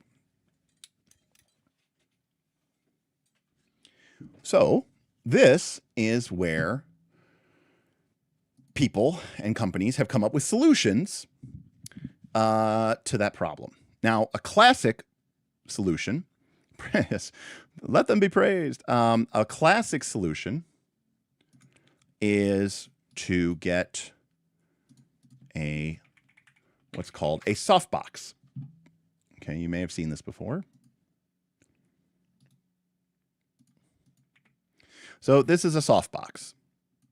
And what you have here, basically, on the back, you have a light, okay, with a really bright LED. It's got a fan and everything like that because it does get a little hot. And then that light is basically just a really bright light bulb. And normally it would just be this really tiny little light that would bounce into your face. It would not look really great. So instead what it does is it's inside of this big umbrella-shaped thing, which has a bunch of this white fabric. And the inside of this is usually made of like a kind of a silvery reflective material. There might even be another one of these white diffusion fabrics in the middle of this. And basically the light gets spread around and bounces around inside of that. And basically it virtually makes the light go from being this big to this big, right? And so now we have a much bigger light that we can, you know, put next to our face. And by the way, this works really, really well. However, as you might imagine, this thing is rather large and it's rather unwieldy. It takes up a lot of space. You need a dedicated stand. It can be quite heavy. It can be quite front heavy because this big, massive thing on the front of it can tend to want to tip over. It is designed for, you know, professional studios, and it's designed for photographers and cinematographers and stuff like that. So there's not necessarily a lot of easy controls, or if there are controls, they're on the back of the light. And this is where I really, really like some of the products from Elgato and some of the products from Amaran. And we're going to talk about those right away. So the first one is this product. This is made by Elgato, and this is called a Key Light or Key Light Air. This one is a small one. It's called the Key Light Air. So it's real tiny. Now it is designed, let me go back to my green screen here.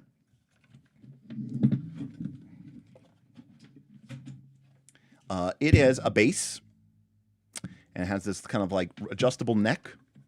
And it's basically designed to sit on your desk and go right behind your monitor and hang out in your face. And again, I cannot stress this enough. I see people with these things all the time, and they'll have them 3 feet away or 4 feet away. Well, when you move this panel 3 or 4 feet away,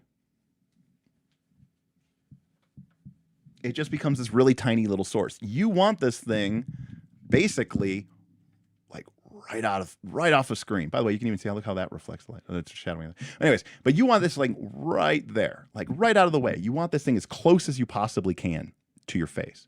But what you can see here is that this thing is pretty thin. And you get light across this entire panel. So this is essentially a bigger light source. So you get the same thing that you got from this thing, but without all this additional extra heavy space. So again, Elgato makes these. It's called the Key Light. Called the Key Light Air. And it is $180, which I think is the Elgato Key Light. The Air is a little bit cheaper. I don't know how much the Air is, but the Elgato Key Light, let me see if I can bring this. There we go.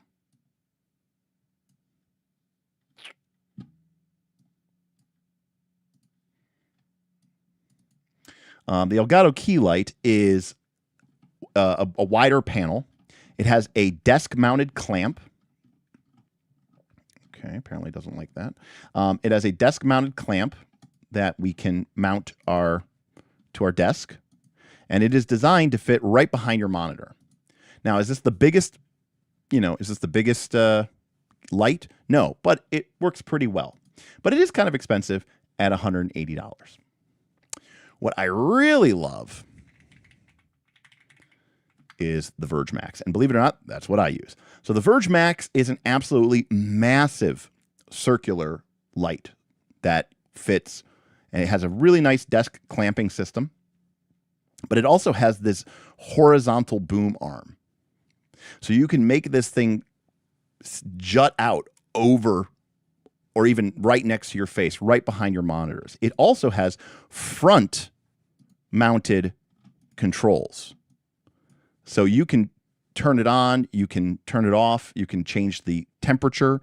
We haven't talked about temperature, but you can change the intensity and temperature from the front. Okay? Now, is this thing as huge as a massive, huge, 4 foot by 4 foot softbox? No. It's 2 feet. It's 24 inches panel. But it is, when it's right next to me, it's a very, very, very effective tool. But it is, as you can see, a little pricey at $220. However, Amaran, I think, is currently having a sale, maybe, on their Verge. Oh, okay, B&H's, okay? This is the Amaran Max's baby brother. It's smaller, but it's only $67. Now, there's a caveat to this, and they also make, it's a rectangular shape instead of a round shape. There's a caveat to this. The $67 does not include a mount. Now, they sell a mount, and the mount takes it to about $100. But this is a very, very powerful light that has a great color temperature and is big enough that if you can get it close to you, that's the thing that matters the most. It's got to be close to you. If you take this light and stick it 4 or 5 feet away from you on the far side of your room or at the edge of your computer desk, it is going to look bad. You want it to be big or close, or ideally both. Okay? Now, Rising Star is talking about lumens, which is a measure of how powerful a light is. Rising Star, you're absolutely correct. But realize something here. We're not lighting a set. Okay? And, in all the years that I had my aperture lights that were lighting me, I don't think I ever took them above like 5 or 6%, it's like I had all that wattage and it was wasted. I wasn't lighting an 8x8, a book lighting massive, like I wasn't lighting some massive, huge set. I'm lighting me, one person, right, from 2 feet away. And also, you're quite right that there are better, easier, cheaper. There are cheaper ways to do this. You can buy a softbox and a COB light for very cheap. It just takes a lot of space, a lot of hardware. It's heavier. You're paying here absolutely for the convenience factor and the form factor. You're not paying for raw power. Yes. And Elgato is, in my opinion, good, but it is more expensive than it should be. I really love Amaran. They used to be part of the Aperture brand, but they got spun off. It is a sort of prosumer level. It's not like Aperture is literally what they use on movie sets. Amaran is, the same concepts and technology, just made, maybe not quite as rugged, robust. It's not made of aluminum or extruded iron, extruded whatever, titanium. It's not completely waterproof, but for 99% of us, it is really, it's really going to work. And having it be light, having it be lightweight is, I think, worth the cost of admission. Next, I want to talk about lights. Position. This is something else that I see get made mistakes all the time. So if you'll indulge me, this is a common mistake that a lot of people will make. Okay. We've got our computer desk. Okay. And let's say we have a computer monitor here, and we have a computer monitor here, and we've got our person right here. Okay. And they got their keyboard. All right. So this is our setup. And of course, our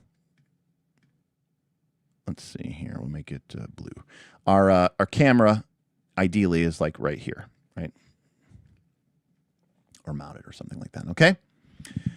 One thing that I will see people do a lot, I'm going to use yellow for our light, is they will take their light, and I know this sounds silly, but what they will do is they will take their light and they will put it directly in front of them and shine the light on their face like that.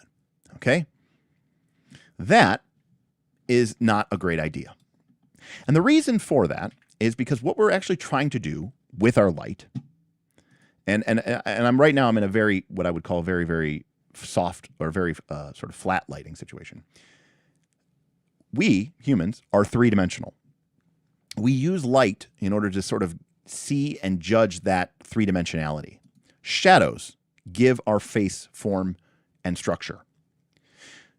When we have flat lighting, okay, it creates sort of now it looks great. It's really good at filling in blemishes and hiding stuff, but it doesn't give us any dimensionality. So what we typically want is for one side of our face, right, to be shadowed or darker than the other, okay? So I can even turn this other light all the way off. We get the, it's very dramatic, it's very moody. But if I give just a little bit of light, you can see that now there's an idea of a three-dimensional form. How do we know, for example, that a circle, right, is a sphere? Well, we start shading it in, right? We put a shadow down onto it, right? We add a little specular highlight. I mean, I'm terrible at art, but you get the idea. So it's the same thing true with a face. We use shadows in order sort of to sort of create that effect. If you put the light directly in front of you, you will lose that ability.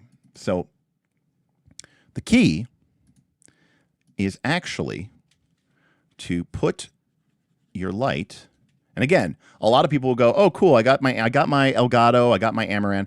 I'm going to put the light right here." No, I'm suggesting that you put the light like if you could, like you'd put it right here. I mean, depending on where your camera sees, right? Like if your camera is like seeing this angle, like I want that light here. So you can see here that this light, this main light, is actually at about a 45-degree angle from my face. Now this is the other one. This is the one that's actually crazy for you. This is actually like really, really, really valuable, expensive. If you ever become a professional photographer. The other thing is, don't aim the light at your face. Imagine that you have two lights and there is an invisible beam shooting out directly from the center of the light. And it goes out perfectly perpendicular to the light. Now, imagine you have another light and it does the same. They will cross at a point. We call this the point of convergence. You want to make sure that your face, your head, is behind that point of convergence, but close to it, but behind it. Close to it, but behind it. This light on my left comes to about here. This light on my right comes to about here. This right here, about 4 or 5 inches in front of my face, is my point of convergence. And it may not be immediately apparent about what's happening here, but let me see if I can demonstrate this here. Okay, I'm going to turn up both of my lights. So both of my lights are, by the way, this is my lights at 6% power. Okay, this is my lights at 100% power, by the way. So this is my lights at 100% power. There we go. So obviously very blown out. All right, so here's what I'm going to do. I'm going to try to turn this down here a little bit. I'm going to turn this to 7%. I'm going to turn this to 7%. Okay, and what I'm going to do here is I'm going to try to move forward a little bit, and we're going to see if I can cause this. Actually, I might be able to. Here, I can actually rotate these lights out. Okay. Okay, so now you can see it. I don't know if you can actually really see it, but if you can tell, I'm getting this dark band down. So what I've done is I've moved in front of that point of convergence. And now you've got this dark band, and you've got a highlight here, and you have a highlight here. Okay, it looks really weird. It's because I'm in front of my point of convergence right now. So actually, I'm basically kind of being side lit. What I want is for the lights to converge. So now, like, you can actually watch the specular highlights here on my forehead, right? As I kind of blend them back. As I kind of blend them back into one another. Okay, so my lights are actually sort of coming across, and they're sort of coming across. We're going to talk about low light cameras, and we're going to talk about migraines, and we're going to talk about annoyance when we this is actually something the Knights of the Last Call dealt with when we were building our studio. Okay, I'll talk about that when we talk about cameras. So this is my setup, and I really like the Amaran Verge series, the Amaran Verge and the Amaran Verge Max. I think they're great products, and yes, they're a little expensive, but you know, Ronald the Rules Lawyer recently asked me, like, hey, should I upgrade my site, you know, my system, and what can I well, I'd like to put some money into my setup. What do you think I recommend? I said, I think you should upgrade your lights, and I recommended these. So the Verge Maxes I think are really, really good. Now, do you need two? No. You could probably very easily get away with one and a white bounce card. It would probably work just as well.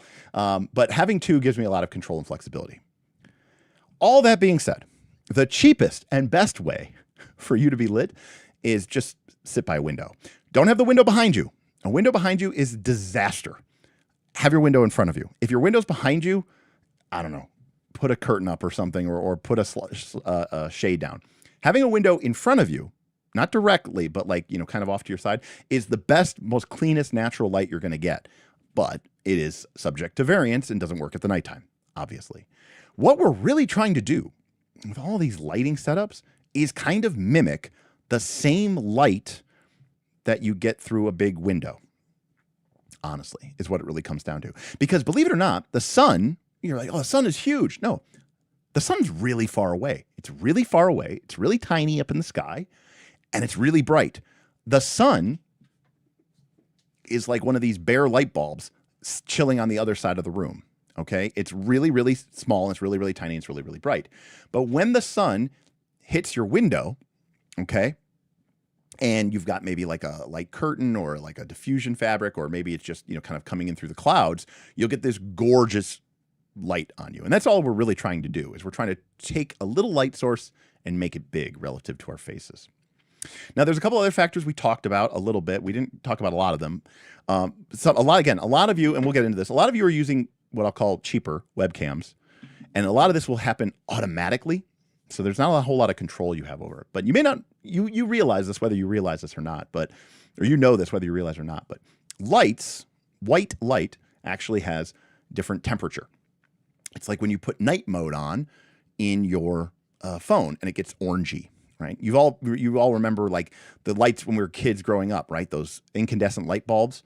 Well, for some of us who are older, and it gives this really, really orange light. We call it a warm light. It's white, but it's very orange color.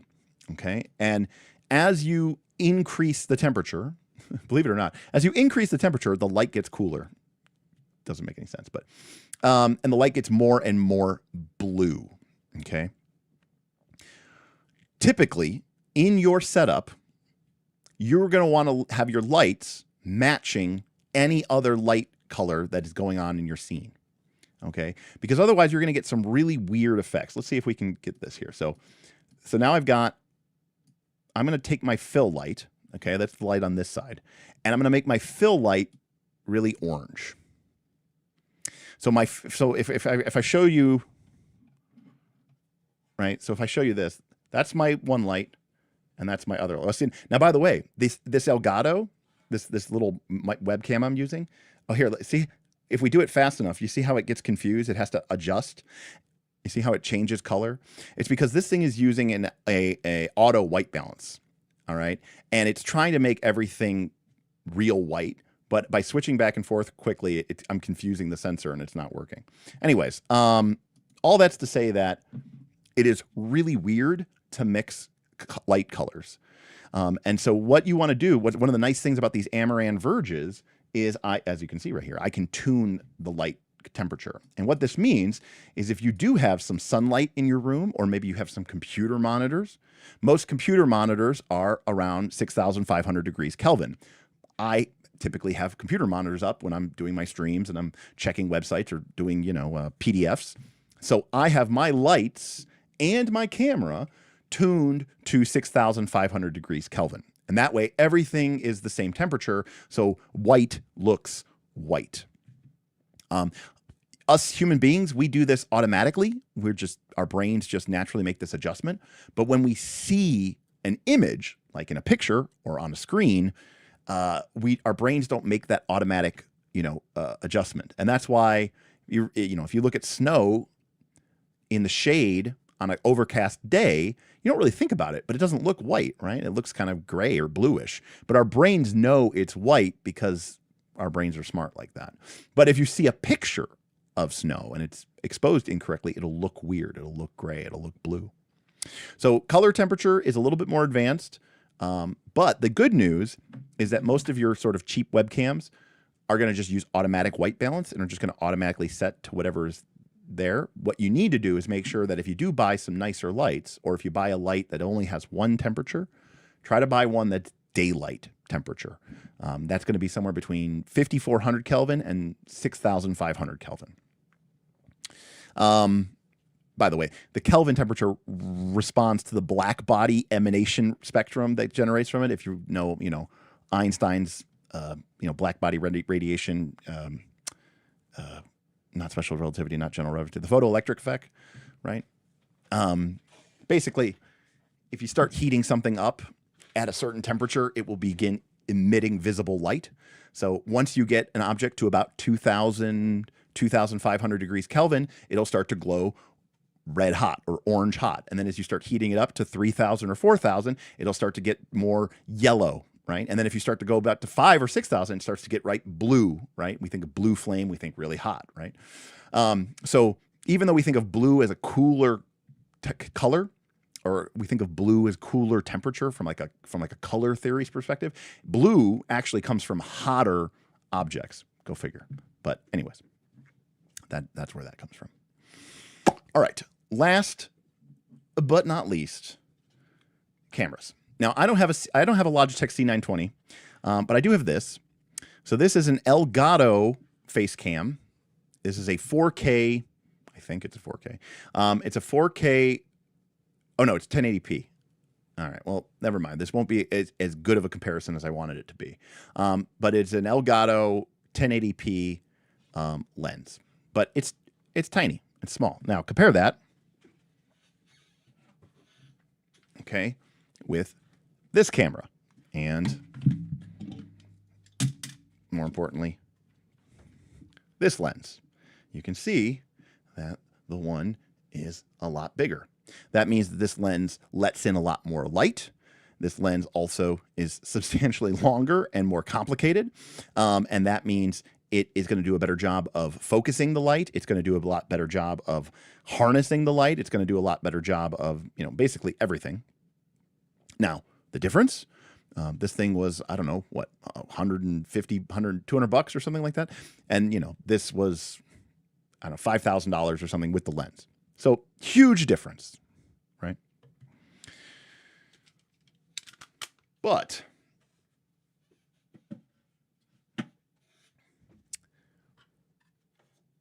with good lighting, now, unfortunately, my camera is going to get a little bit, that's the Logitech camera. Hey, so there I am. So let's, oh, nope, got to reset it. There we go. Okay, so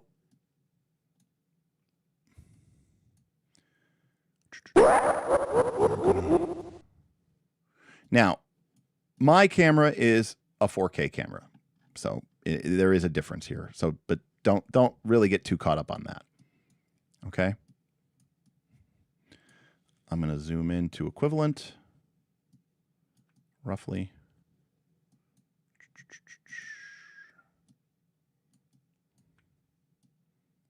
All right, that's probably close enough.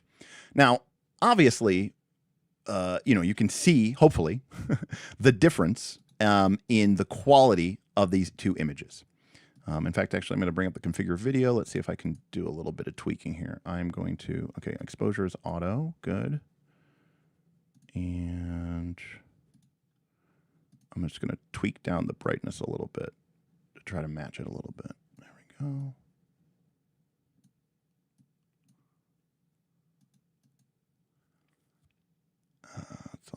little too saturated. Okay, so that's about as good as I'm going to be able to match it. Okay. Here's the thing. Yes, there's a quality difference. Now, if you're watching this on your phone, you probably don't even see. I mean, obviously, I'm a little brighter on the webcam, right? But you know, fundamentally, it is not really that big of a difference. Yes, if you zoom all the way in to this image, and again, you're only going to see this if you're watching like at home on a computer. Like you can see how bad this image is. And this is something that, and you can see, by the way, remember we were talking about that noise? Like, do you see all that like kind of sparkly, you know, stuff floating around there in the background? That's the kind of sensor noise that we're talking about. So what we're really trying to do here is I want to highlight something, which I see a lot happen. And I just want to talk about it, okay? Which is this. Pixels, resolution is not the same as image quality, okay? A lot of people go, but I have a 4K camera. I bought the 4K webcam. I don't want to be mean, but you done got scammed. There is a certain value to a certain point of buying a better webcam, but there is this gulf between cheap and good, and it is not anywhere in like the $200-$400 range. Again, I don't want to like make anybody feel bad, but if you spent hundreds and hundreds of dollars on your USB webcam, you overpaid, and you might say, oh, but it's 4K, it's 6K, it's 8. Resolution is not the same thing as image quality. Resolution is just how many pixels, right, are there in the image. There is so much more that goes into determining an image's quality other than just how many pixels it has. In fact, in some cases, having more pixels is actually a detriment, because the smaller the pixels are, I'm going to hop over to the PDF here really quick. Okay.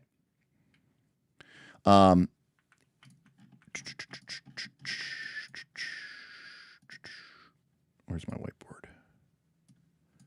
Here's my whiteboard. Okay. Part of the problem, and this is like relative size. I'm guessing here.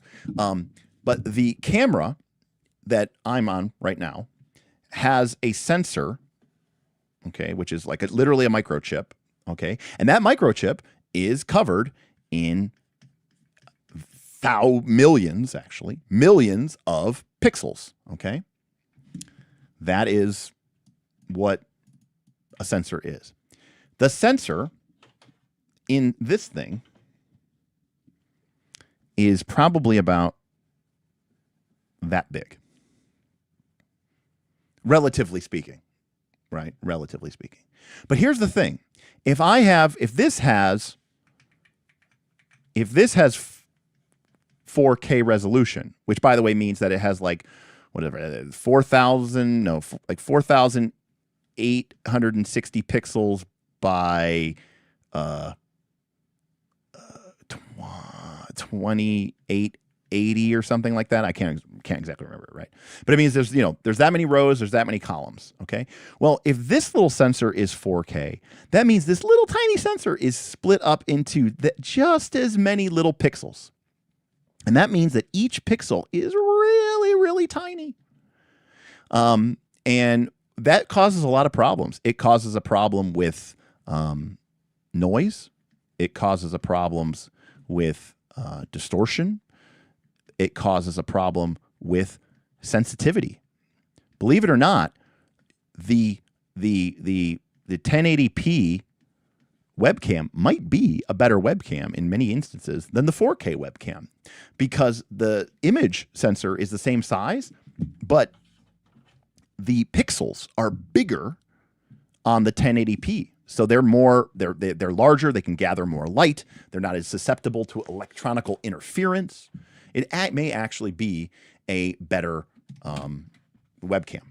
Now, again, the reason why I say that webcams, in my opinion, are the third most important one is because number one, I think audio is just it's what most people are here for. If you look okay but you sound great, I think people will give you a lot of pass. I think that's true for a lot of situations. Besides, even if you're working on a work meeting, most of you are probably not even watching the meeting anyways, right? You're browsing Reddit or something, but you're listening. I know people who say, I never listen to you, Derek. I just listen, I never watch you, Derek. I just listen to you and use you to fall asleep to. So the number one thing to realize is that some laptops, I do think there's a certain amount of things. Like some laptops might only have a 720p resolution, right? And if you go to a 1080p resolution by getting a cheap webcam that works, that's fine. But generally speaking, like if I look up this webcam, this Elgato Facecam, again, it's 1080p. It's $100. Okay, so this is the point I'm trying to make. This webcam right here is $100. They make a version of this that is a 4K webcam, and it's $200. And I'm really suggesting you don't buy that. Like if you're going to spend somewhere between $50 to, I don't know, maybe $100 or $125, and you want to buy a USB webcam, I think that's fine, especially if your laptop, little dot on your laptop is 720p, which a lot of MacBooks surprisingly are. But it'll be a slight improvement over your default laptop camera. And some of you just need a webcam. Okay, this is including, yes, the C920. It works. It's sufficient. What I'm suggesting is that if it's somewhere between $200 and $400, you just don't spend it. Like in my, I guess, professional opinion, there's really nothing in this range that is worth it, that is going to give you a better improvement in quality. Now, keep in mind, I'm not talking about like if you find some used mirrorless camera or something like that. That's a completely different set of circumstances. I'm just talking about like buying like a brand new, super fancy webcam. Okay. Generally speaking, it's just not worth it. And you would be much better off. Now, once we start getting into the $500 range, now we can start talking about products like an actual camera body with an actual lens system. And you can buy them used. You can buy them on eBay. You can buy them refurbished. Okay. And then you start talking about a significant increase in your image quality. But we also start talking about things that are inconvenient. Now, to be clear, there are some, modern day, what's the word I'm looking for? There's some modern day cameras now, some of the newer cameras that can basically plug directly into your computer without any sort of interface. Okay. But most of these cameras, especially ones that you might get that are a little bit outdated, a little bit older, but you're getting them for a good deal on eBay or something like that. Most of these are going to connect. Oh, I still have my webcam open. Most of these are going to connect via HDMI. And you can't just plug this in to your monitor, to your computer. Okay. So like this one here has a HDMI port. So HDMI is a much better cable, right? It can support a lot more data. That's why we use HDMI. I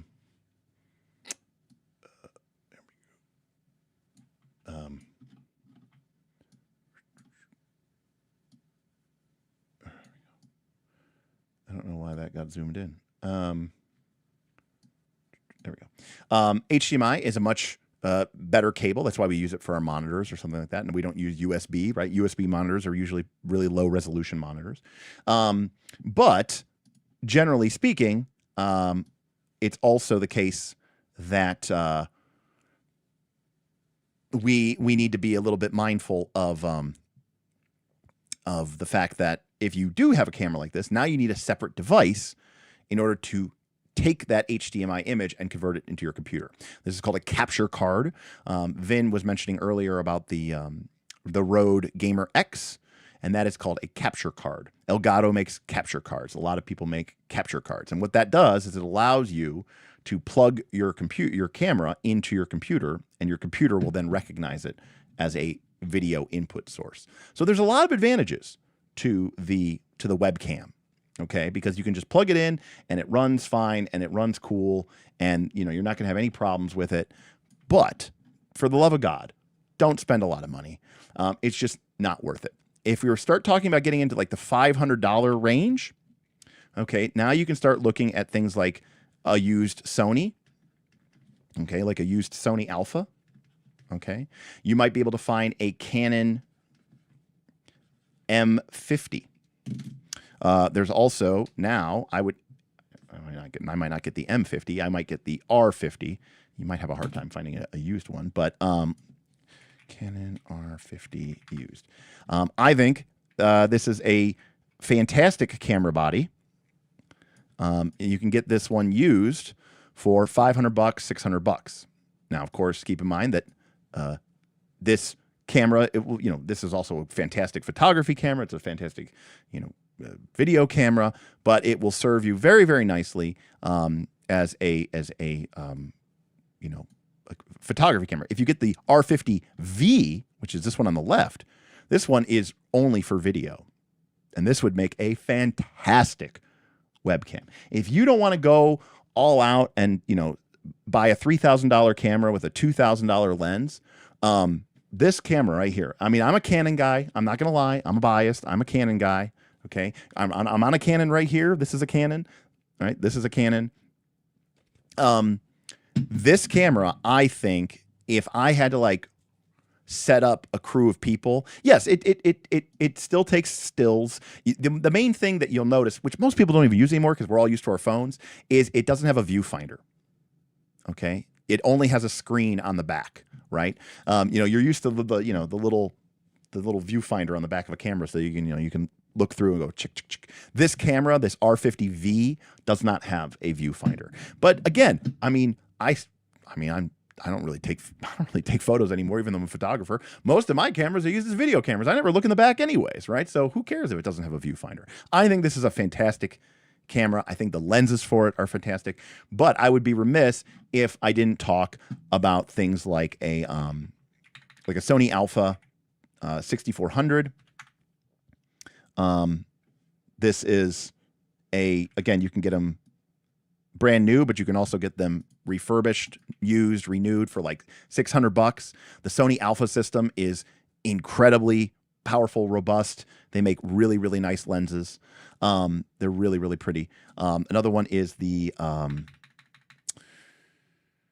the Leica, it's the, crap. My brain's just farting, but there's a lot of really, really great, Lumix, that's it, Panasonic. The G85. Yeah. So it's not quite the it's not Sony and it's not Canon, but Lumix, the G85 series, the G series of Lumix cameras are fantastic video cameras. And they are really, really nice. And these things are rugged and they're robust and they'll last you a really, really, really long time. But the image quality that you're going to be able to get out of these cameras is going to be so much greater than what you'll ever get out of a again, if you just have a $50 webcam, cool, whatever, it works and we don't have to worry about it.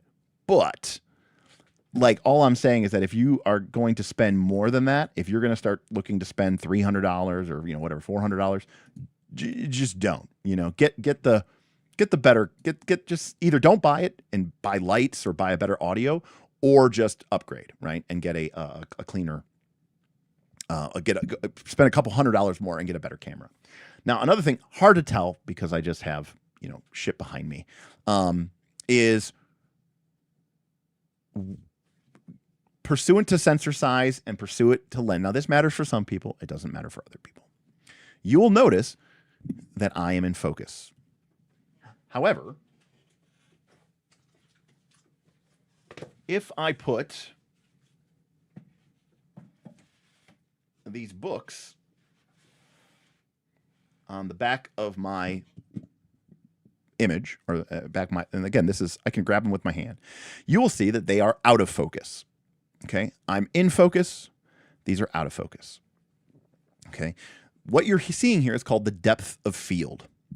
And you can think of it as a range of what's in focus and what's not in focus. One of the things that a nicer lens and a nicer camera with a bigger sensor is going to allow you to do is to get that sort of blurry background image.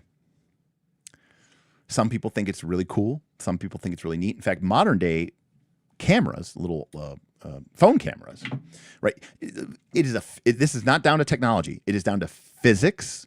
Okay, a phone lens is literally, due to physics, incapable of creating this kind of blurry background.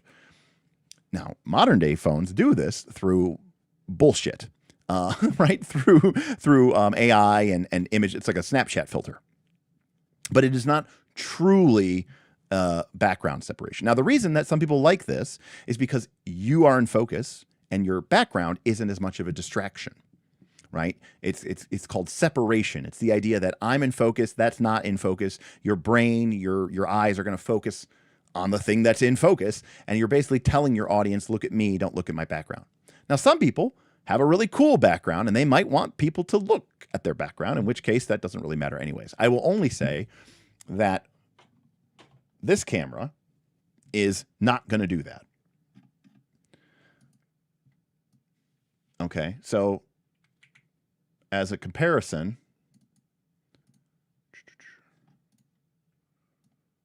if we look, I'm going to try to make this roughly the same size here. Okay, if we look here, you can see that those 5e books are in focus. And you can't read them because, you know, the image quality is crap, but, you know, you can clearly see that they aren't blurred out like they are here. Is that a big deal to 99% of people? No, it is not. So we don't really worry about it too much.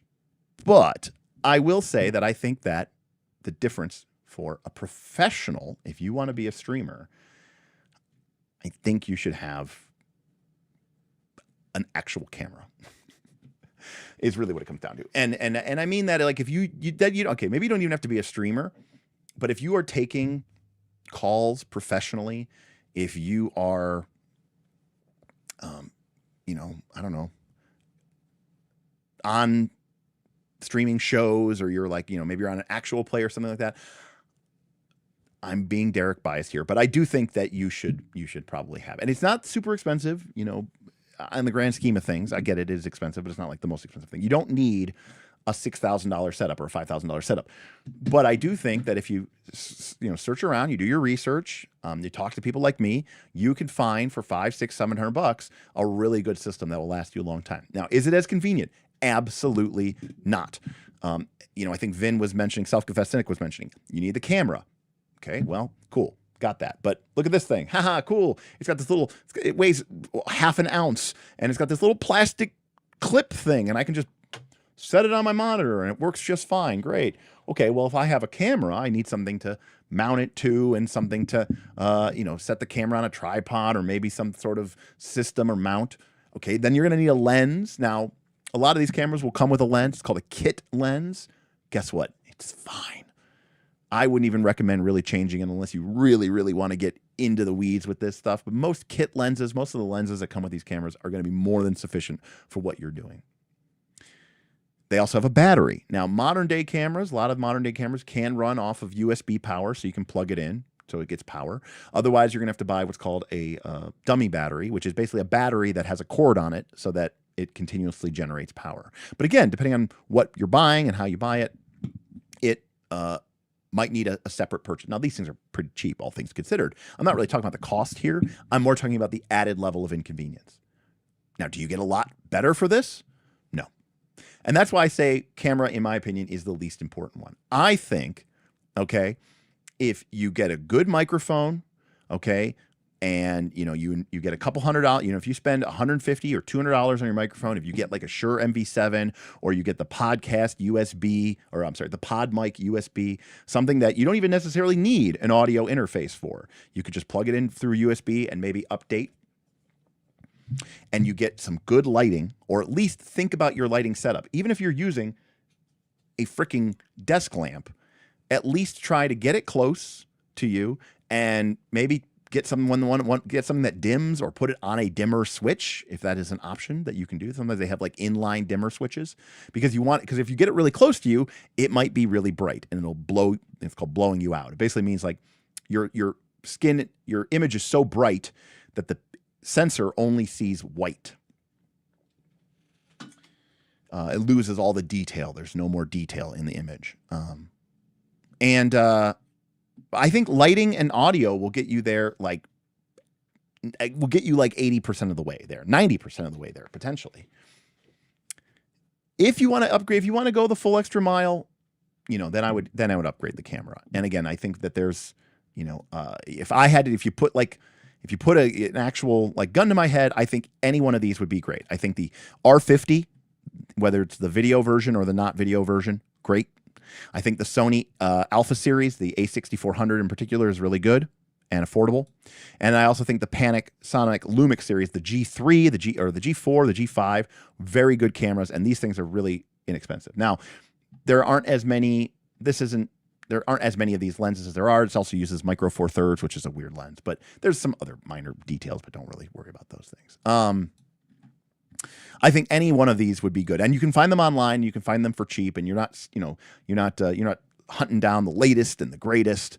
And these will serve you really well. But again, if you do buy one of these, hopefully these images show this. There's no lens there. You need a lens, and lenses can sometimes be very expensive. Again, though, like a high quality, good microphone, good lenses, what we in the business call good glass, keeps its value. It can really last a very long time. There's even people now who prefer some of the vintage glasses, vintage lenses, because they think that the old glass had a certain, je ne sais quoi to it. Might be good to kind of mention the kind of lens you'd get if somebody buys a body. Great point. So you don't worry about this with a webcam, but lenses have a focal length, and it'll either be one focal length, which means it's fixed, and these are called prime lenses, or it will have a range of lengths. These are variable, and these are called zooms. Now, the truth of the matter is, if you are only using your camera, primes are typically, and I say this typically, that doesn't always be the case, they are typically cheaper and better than a zoom lens. There's other factors to this, okay? So prime lenses are better. The downside of a prime lens is you can't zoom in and out. You have to zoom with your feet, as they say. If you want something to be closer, you have to walk up to it. If you want something to be further away, you got to walk back. Now, if you're shooting, say, sports, and you're up in the stands, well, there's not a whole lot you can do. If you're shooting wildlife and there's a cheetah over there, there's not a whole lot that you can do. So zooms are very popular for that. If you're at a wedding, you can't exactly just run up into the middle of the ceremony and start, blasting your camera in the bride's face. So zooms are very popular at event photography and wildlife photography, and the like. Primes, on the other hand, again, they're cheaper and they're better, but they don't have as much flexibility. The reason I bring this up is because your camera, in theory, isn't going to be moving. And you can set your camera wherever you need it to be. So I would highly recommend getting a prime lens. Now, there's a general side of ranges here, but I would say that anything from 16 to 24 millimeter is what we would call a wide shot. think like, don't think like fisheye, but think like kind of like a fisheye, like, right, where it's kind of really, really wide. Anything from, I would say, 24 to 50 is what I would call a standard. And anything that is, 70 millimeters and up, we would call telephoto. I would say you want to be somewhere in here. So I think you want to be somewhere between 20 millimeters and 35 millimeters. For most people, at most distances, given your setup, given a camera at a certain distance away, yada, yada, yada, yada. 16 is going to be too wide. You're going to literally see the corners of your room, and you might start to get some weird distortion. Anything further than this, and you're going to be zoomed in on your nose. You're going to have to keep, the camera on the other side of the room. So again, I think anywhere between 20 to 35 millimeters is going to be good. I do think 35 millimeters, Aaron, in many situations is going to be too close. If people are used to their camera being at or near their desk, yes. I mean, 35 millimeter is considered to be sort of, a lot of people consider 35 millimeter to be, and 50 millimeter to be kind of human eyesight. So that's kind of basically it not exactly the same, but like our eyes, our actual eye length focal distance is about 35 to 50 millimeters. So it looks very natural. That's why when people call it great street photography. So Aaron's being very inside baseball here.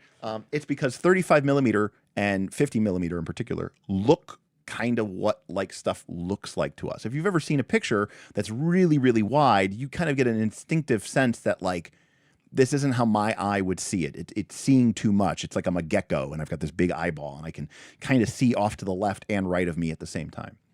The only problem is at this focal distance, at this length, 35 millimeter is going to be really, really tight. So I really think that if you're going to have it, say within a foot or two, you're going to want it in this distance. This lens, this is a 28 millimeter. So what I am on right here is a 28. So this is 28 millimeters. I like 24 to 28. That's what I personally like for my particular setup. Is I like 24 to 28. This is a 28 millimeter prime lens. So that's what you're seeing here. So yes.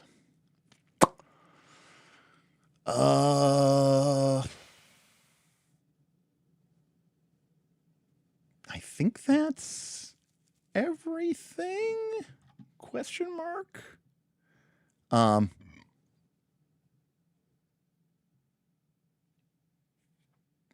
I wouldn't worry about full frame and not full frame. I mean, most of the cameras that they're going to be buying are going to be either a crop sensor or a full frame sensor, and that's okay. Like, there's nothing wrong with like Micro Four Thirds or APS-C or whatever. Some OBS tricks. Cameras are so scary and confusing. Yeah, I mean, they can be. I mean, they're a very simple device at the end of the day, but so a couple things. I did see a couple things. Somebody said, what is can you use a smartphone camera?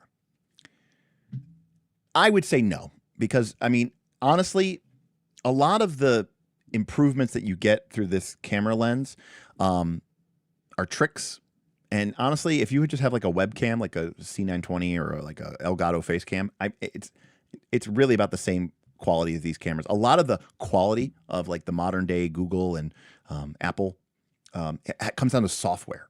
It has actually nothing to do with the actual physics of the lens, just because, again, there's a natural sort of problem in that respect.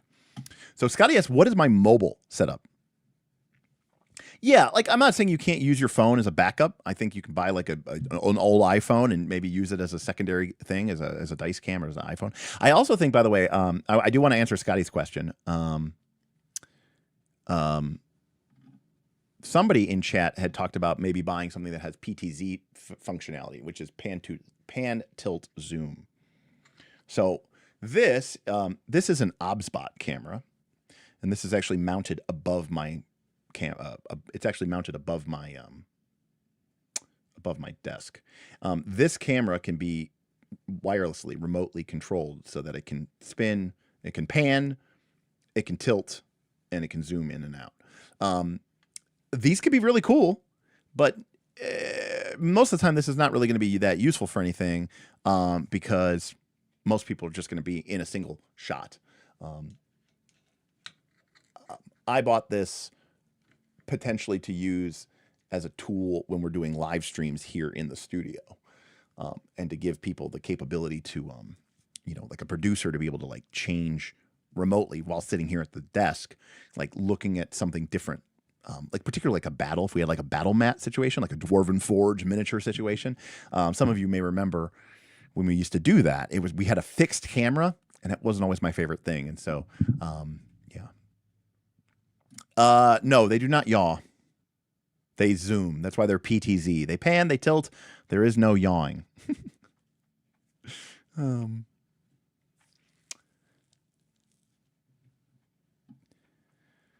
Right, and I can also use them to dog cam. I mean, that was an unexpected secondary benefit, Jackal. So let me answer Scotty's question really quick, and I will actually specifically show you here. Let me go back to our good old whiteboard. So when you have seen me live, here is what I have. I walk around with one of these. This is called a Gorilla Pod. It's made by a company called Joby. These legs are sort of articulated. You can kind of scrunch them together and bend them. It has a ball head mount. So basically this, when you loosen up this bracket here, you can kind of rotate this all around in any direction. This allows me to easily set my camera down. It allows me to, whatever, I can even kind of group the legs together, so I can kind of hold it out in front of me if I want a little bit more distance between me and the camera. So that is what I use as like a mount. And again, I can also, even in a pinch, I can even take these legs and they kind of bend and they can kind of wrap around. They can wrap around like a tree branch or something like that, right? Then I use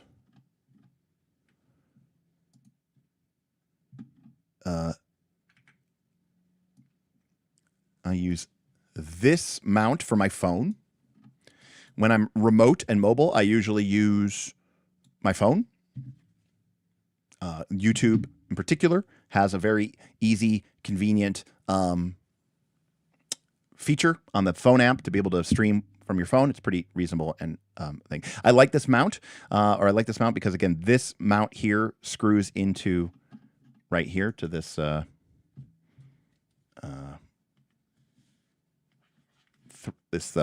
quarter 20 bolt right there. But this thing is cool because it has a couple different mounting options. I can mount lights to it in what's called the cold shoe. It's on the top here. So I can like mount a light to this. I can even mount one below it as well. Typically,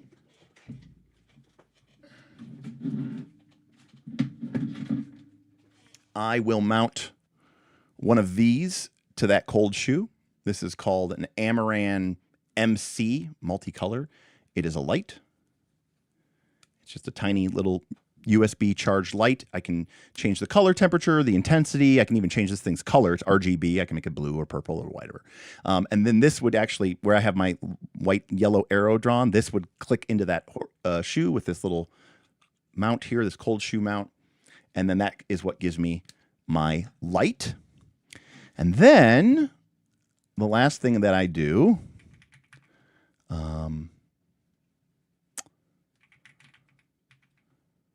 is I use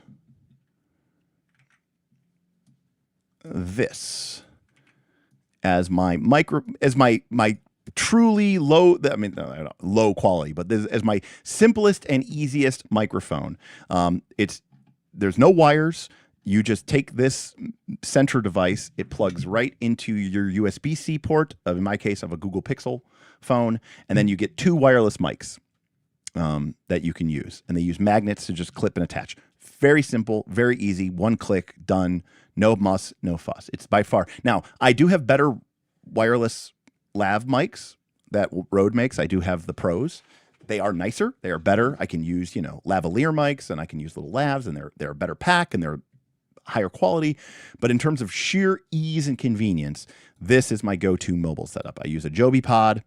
I use this metal Arca mount from Pictron. I use this. I use my Google Pixel phone, and then I use this Rode Wireless Micro as my main micro wireless. And I have two microphones, so I can split it and share it. And if you've seen me recently, I've probably been using this microphone. So this is my on the go, quick, easy. I want to stream from my phone on a cruise ship type situation. And then I'll also use this. I'll use this Amaran Multi MC, this AMC aperture light. Actually, it's aperture, not Amaran. So, yeah, very good. It's ready to go. I just throw it. This thing is just big enough that it can easily fit into the water cooler pocket of a backpack and kind of stay pretty, well connected. This thing will be connected to it. So all I have to do is whip out my phone, throw it into this little bracket here, and hit go live, and I'm streaming. So this is my go-to mobile setup here. What capture card do you use, and which capture card do you suggest? Okay, so I've used two brands. So the one that I use is by Black Magic Design. I really like it. It is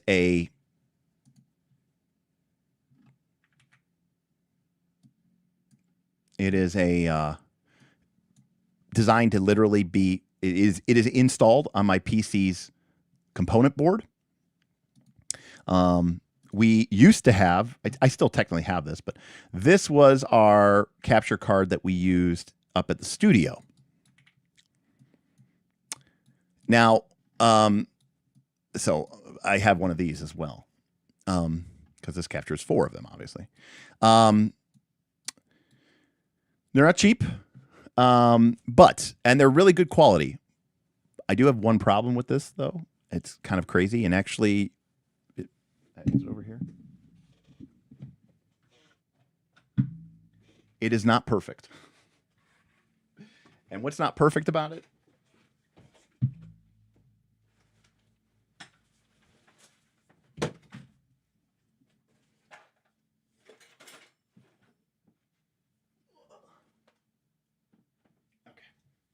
What's not perfect about it is that fan on it sucks. It is really loud, from a computer perspective, especially for an audio snob.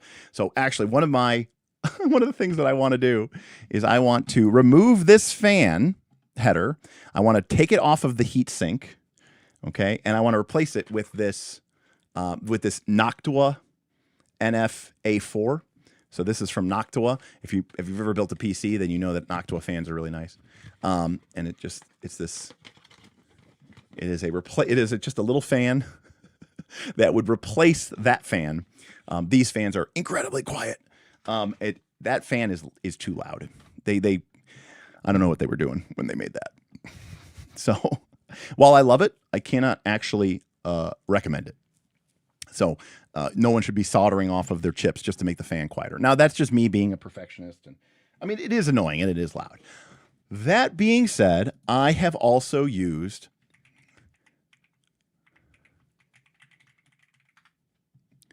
this for years, okay, on many different builds, okay.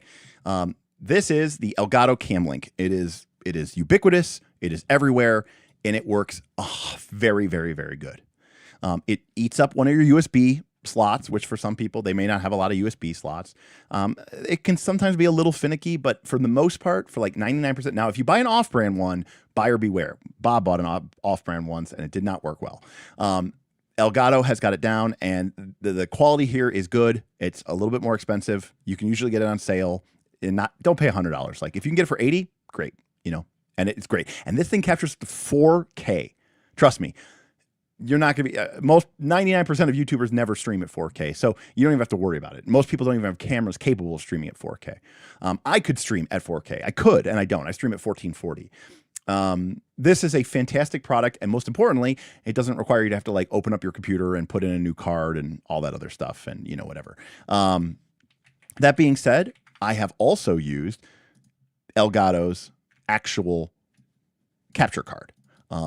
One of my builds used this one here, which is just a single in and out. Now, you might say, why does it have an in and an out? Well, this is designed for, you guessed it, for streaming and for playing video games. And so for a lot of people, what they want is this is designed, unfortunately, I never used it, but it's designed to take in the signal from, say, your TV or your computer monitor and then record it and then pass it back out again and pass it to the machine that is actually like that you're watching the game on. So that way you basically don't get any lag or latency.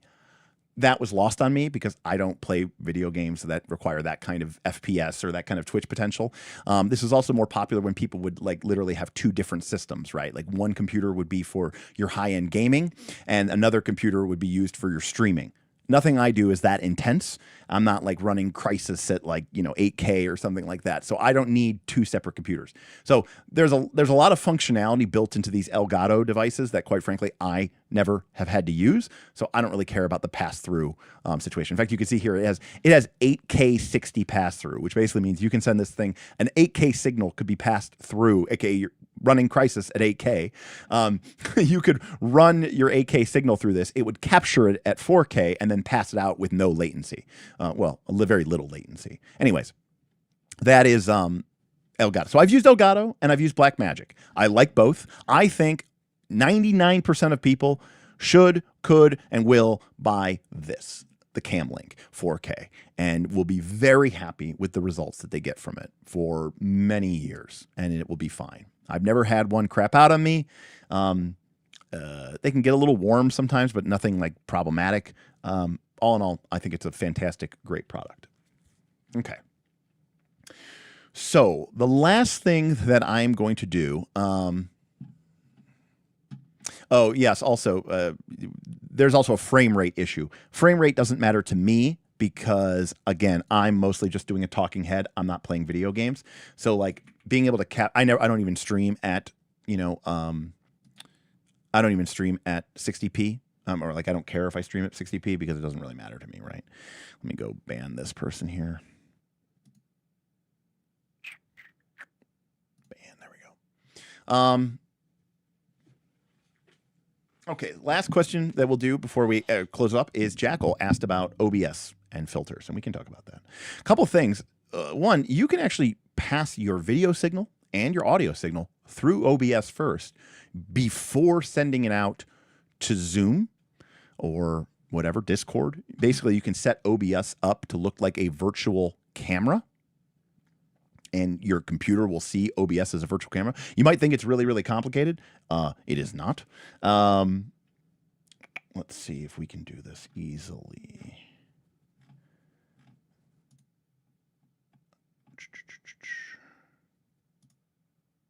Screen capture.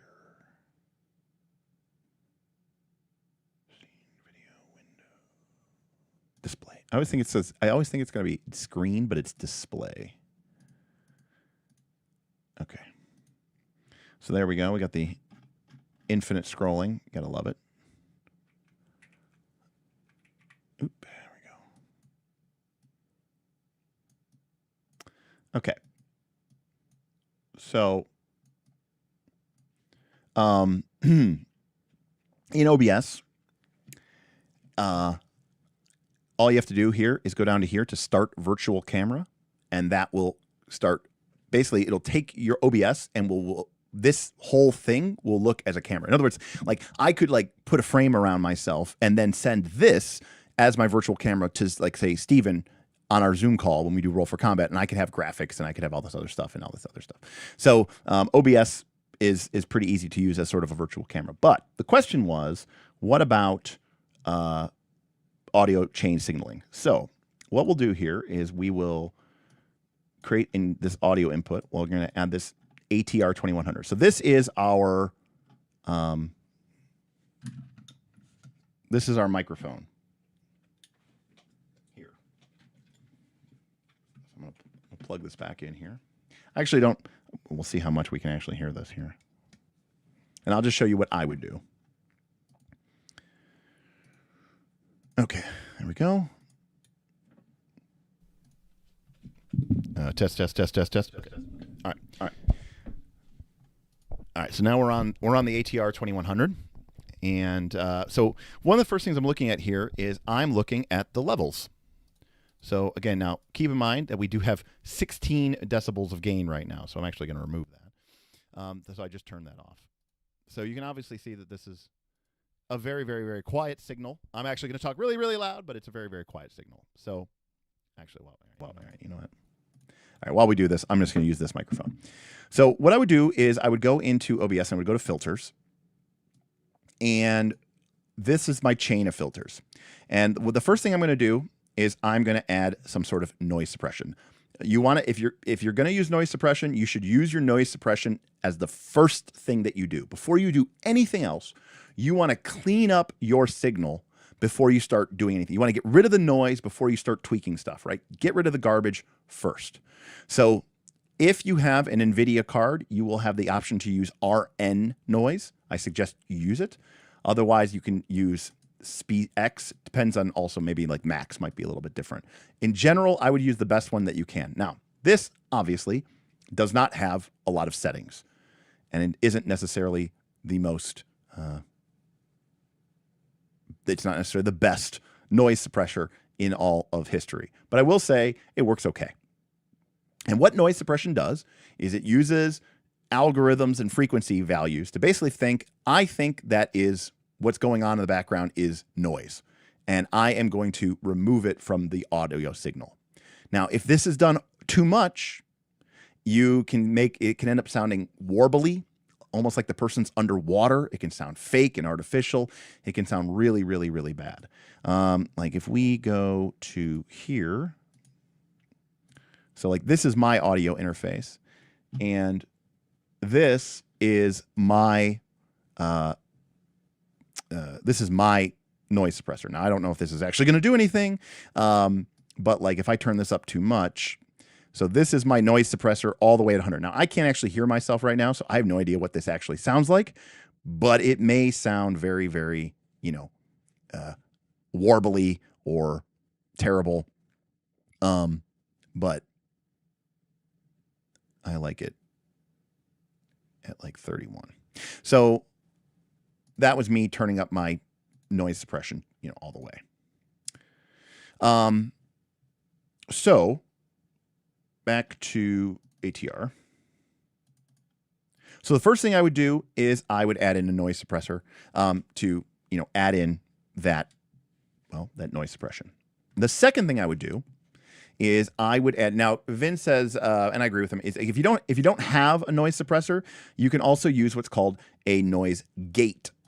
Okay. Now, a noise gate basically says if something is under a certain volume, if it's a very quiet sound, your mic turns off. And when your mic starts hearing a louder noise, it will open back up. Now you do have to be a little careful with this because you can end up, if you speak really quietly, or maybe you take a lot of pauses while you're talking, and your computer, your gate might think, oh, there's no noise, I'm going to close the gate. And you can see that there's this thing called like attack time and hold time and release time. And this basically all has to do with how quickly the gate closes. Once the gate opens or closes, how long it stays open. And then once the gate reaches a threshold, how long does it take to close or open again? So you can tweak all these things to try to really maximize and figure out your voice. But it's easy to get overwhelmed here with all these different settings. And to be honest with you, there's a lot of stuff that's going on here beyond this. All right. After using your noise suppression, the next thing I would use is an equalizer. Okay. Now, unfortunately, we don't get a lot of options here in OBS by default. Okay. We just get the highs, the mids, and the lows. And if you don't know anything about audio, this is basically the bass, this is the treble, and this is the midtones. Generally speaking, this isn't going to be useful enough for most people. And again, I mean, I apologize here, but you did ask this question. What I would do is, they're free, so there's no excuse to this. Okay, you should go out and you should get what's called REA, okay, or real. You should go out and get the real pack of VSTs. They're called virtual signal virtual studio technology. So this is, it's very free, but this is made by Reaper. Okay, that's the company that makes it. That's what the REA stands for, Reaper. Okay, it's not real, it's Reaper. Yeah, it's Reaper. Sorry, I said real, I meant Reaper. And so this gives me a bunch of different Reaper options. And one of them is Reaper, or REA EQ. Okay, and this opens up an actual EQ. Now again, Jackal asked, so I'm answering it. This allows us to create curves and shape our signals. So we can make certain frequencies of our voice more powerful. We can make certain frequencies of our voice lower. So for example, if I switch over. Okay, right now I am back on the mic. Let me add some gain, because I am a little quiet. Test.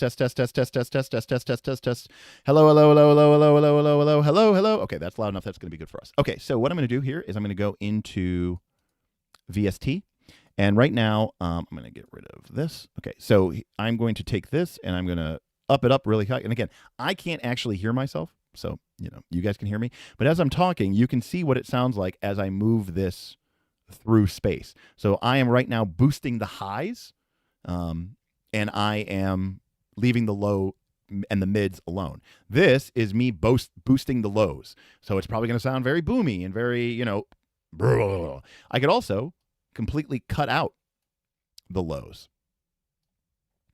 right? And create a very, very, very,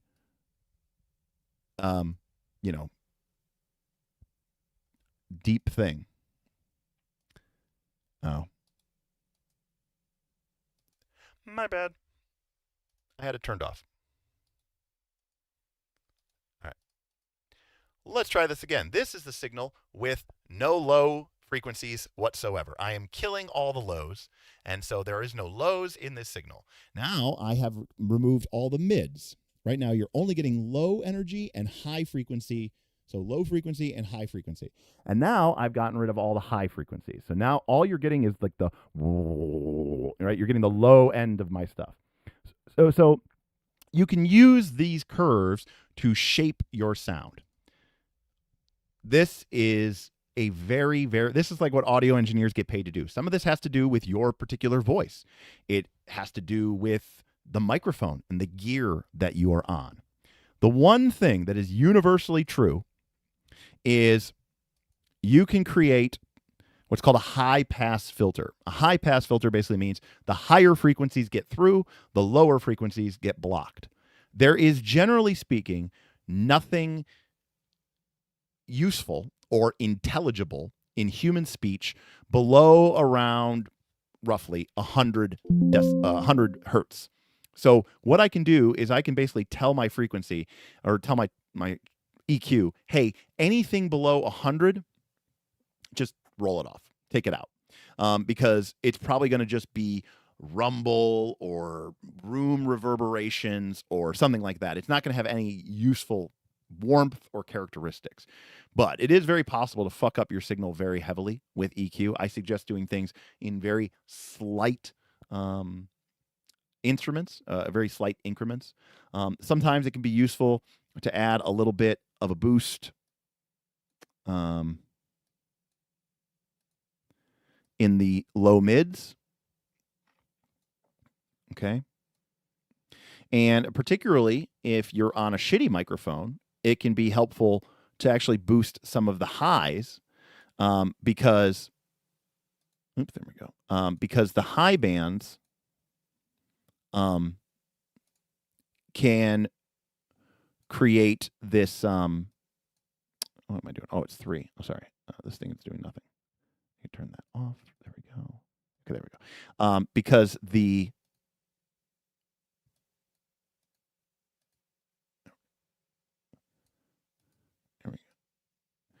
So here's what I've done is this is called scooping the mids. So what I've done is I've rolled off all of the really low frequencies that is just like jumble and rumble. I then boosted my like 100, roughly 200 frequency.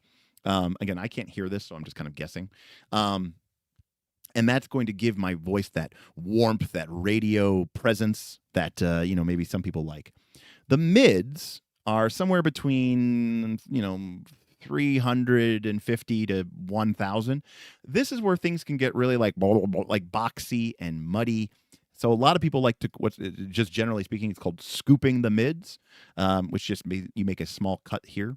And then lastly, what I'm doing is I'm raising up starting around 2,000 or 1,500 because that is going to increase the high frequency. The high frequency is where a lot of the intelligibility lives. It's where a lot of the diction and a lot of the consonant sounds come from, right? The presence, the bass, the vowels, the that's all low frequency, but but again, it's all up to individual preference. It's also up to your specific settings, your microphone, your room, your interface. There is no right answer here. And by the way, I can't even hear it, so I have no idea what this sounds like. So I'm going to turn off 2 and 3 and 4, and I'm just going to leave on our rolled off low frequency. Okay?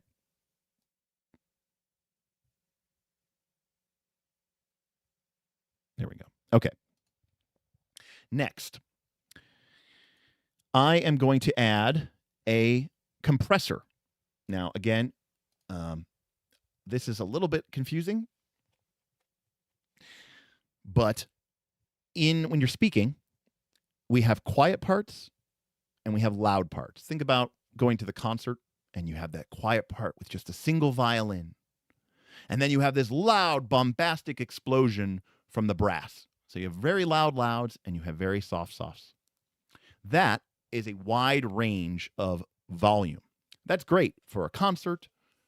It's not necessarily the greatest thing for music or for listening to spoken speech, especially in our world of gaming or YouTube or Zoom calls. So what a compressor allows you to do is make the loud parts quieter. And then once you've made the loudest parts quieter, you bring up the whole range. So basically, you're making the loud parts softer. So now everything's quiet. And then that means you can raise the volume on everything, and it'll bring everything up. So here's what I'm going to do. So I've got a compressor. What I'm going to do is I'm going to tell my compressor, okay, hey, if something is above, let's say, minus 15 dB, I want you to reduce it in a 3-to-1 ratio. Okay? And I'm going to slow my attack a little bit there, increase my release. All right? Now that I know that my loud sounds are going to be reduced, what I can do is I can increase the output gain and really start giving my signal more volume. But I can do that safely now because I know that if I make a loud noise, my compressor is going to kick in and it's going to push down on those high sounds. And what this means is that the difference between my loud and my soft is much closer. I have compressed my range, which is why it's called a compressor. Some people will complain that a vocal sounds too compressed. If a vocal is too compressed, there's no liveliness to it. There's no energy to it. Everything is the same volume. On the other hand, if something has a lot of high highs and low lows, it can be kind of painful to listen to, especially if you've got your volume that you're listening to it set to accommodate for those lows, and then suddenly a very loud sound comes through and it blows out your eardrums. The last thing that I would add as a precaution is we never want our signal to clip. That occurs when we reach 0 on this meter over here. Now you can see that when I talk really loudly, we're getting very close to the 0. In fact, I think we're getting a little too close to the 0. I'd probably dial this back to maybe 5, and I might even increase my ratio to like 3.5 just to give me a little bit more room. But there, I just clipped. Okay, that was me clipping. So what we can do as a final safety is we can put in a limiter. And a limiter says, hey, if we get to -1 dB, I want you to stop the signal from getting any louder. No matter what happens, stop the signal from getting any louder. And that way, the signal will never clip. Now, to be clear, it won't necessarily sound good, but it won't clip. So now if I talk really, really, really, really loudly, it will not clip. You'll see that no matter what I do, even if I'm screaming in the thing, the red bar will never go full red. We will never clip. Now, it still sounds weird because the limiter is going to keep slamming down on my sound and making it kind of go warbly and wonky. It's not a good thing. It is an emergency. You should not be relying on your limiter, right? You should be relying on your compressor to be doing the work, for you to make sure that you're not clipping too much. So there's a lot of stuff that we do in here where we're, so Vin likes to live wild.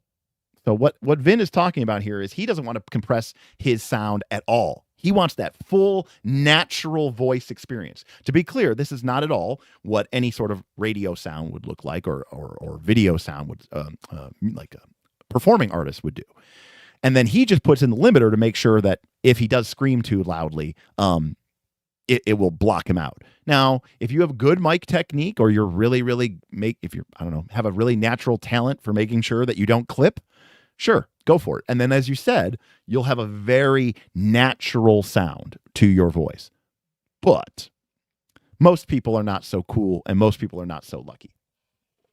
Now, again, as I noted before here, I don't know why I closed that. As I noted before here, right now, this is the compressor for OBS. This is the default compressor for OBS. But for a very long time, I used a Reaper compressor. I used what's it called? It's TDR, but I don't remember what it stands for. I used this compressor, which is called TDR Molotov, and Tokyo Dawn Labs. So this is the compressor that I used for a long time. And one of the things that you'll notice, for whatever reason, with a lot of these virtual signal tools is they try to make them look like the actual original analog electric machines.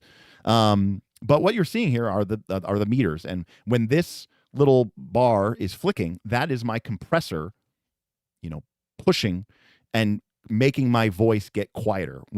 So if I lower this threshold, you'll see that now the gain reduction is crazy. This is an extremely compressed signal. Right now, I am being extremely compressed. My voice is this is a highly compressed signal. So yeah, it may make it so that I can turn my volume up, and I have a very, very tight range. My quiets and my louds are all very, very same. So it's really weird because my soft part, this is a soft part, and this is a really, really, really, really, really loud part, but they don't sound any different. And that's because the compressor is taking my signal and just clamping it shut. It can sound weird and it can sound unnatural. So I'm not saying that I love it or recommend it. But generally speaking, you want to find a threshold, and it all depends, again, on your natural speaking voice and how much you're, whatever you're doing and all this other stuff. But as with all things, less is typically more, right? Unless you're really trying to go for some heavily processed 80s metal sound, Matt Colville, you're not going to really, really crank down on any of these settings. You just want it to be natural and to smooth out the rough parts of your voice and to make sure that you're loud enough that people can hear you. And, of course, that you don't clip. But generally speaking, this is what I'm going to use. A noise suppressor, some sort of equalizer, a compressor, and then a limiter. So that's what I'm going to use. A compressor, a noise suppression, a equalizer, a compressor, and a limiter. Now, there's other signals that you can use. You can use like a de-esser, and there's a bunch of other stuff that you can use. But most of those are pretty extra. A de-esser is a specific tool that gets rid of that sound. It's called sibilance. It's when you make an ES sound or like if I say Sally sells seashells by the seashore, that can be very grating, and nobody wants to hear that. So that's what that does. Anyways, so all things being equal, de-essers exist, but OBS doesn't have one, but you can download one if you really want one. And of course, you could pay money for these things as well, as I was showing before. My actual effects rack is this. I use Clarity VX. That's my noise suppressor. F6 RTA. This is my EQ. So this is custom tuned for not just my voice, but you can see that this is set up as my MKH50. So normally this is for my overhead microphone. So this is my EQ for my main vote. This is sibilance. So this is my VST that tracks my S's. So you can see that yellow line at the top. Whenever I make an S sound, you can see that it's taking the signal and dropping it down. So that's that. This is RVox. This is my compressor that I use. It's pretty simple. Actually, it's like a 2-button compressor that is really only used for voice, which is nice. And then lastly, I use L2, and this is my limiter. So that is what we got. Actually, I'm going to change this up a little bit. There we go. All in all, that is what we're at. So, and now I have switched back to my primary microphone.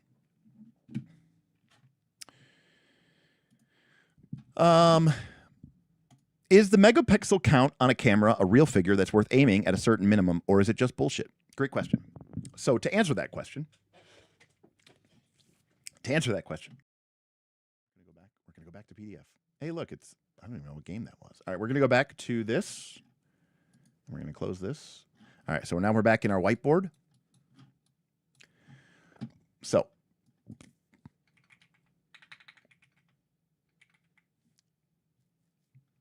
you feel like my primary lost 3 dB? Oh, maybe. I don't know.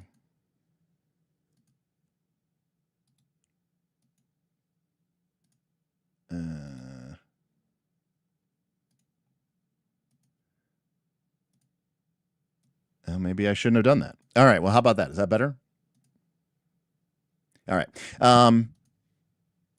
Yeah, my levels do look better. Never mind. I don't know. I must have changed the wrong thing. I thought that was wrong. I thought that's supposed to be -3, but maybe it is supposed to be -6. All right, better. Okay, so here's what I'm going to do. I'm going to look at the EOS R5. Okay, so this is the EOS R5. This is a top-of-the-line camera from Canon. Okay. Now, generally speaking, the lower the number, the better the camera. So if we look at the EOS R3, this is an even better camera, right?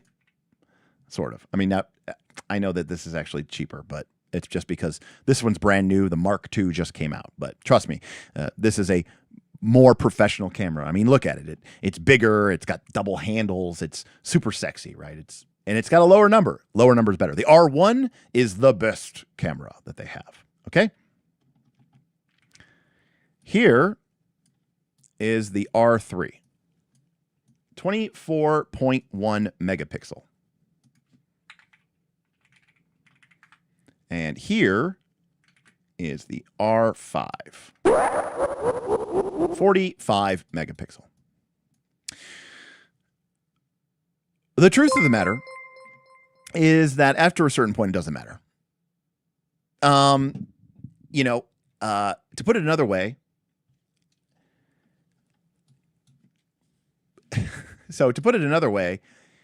the my whiteboard turned off. Come on, turn back on. Here we go. Okay, there we go.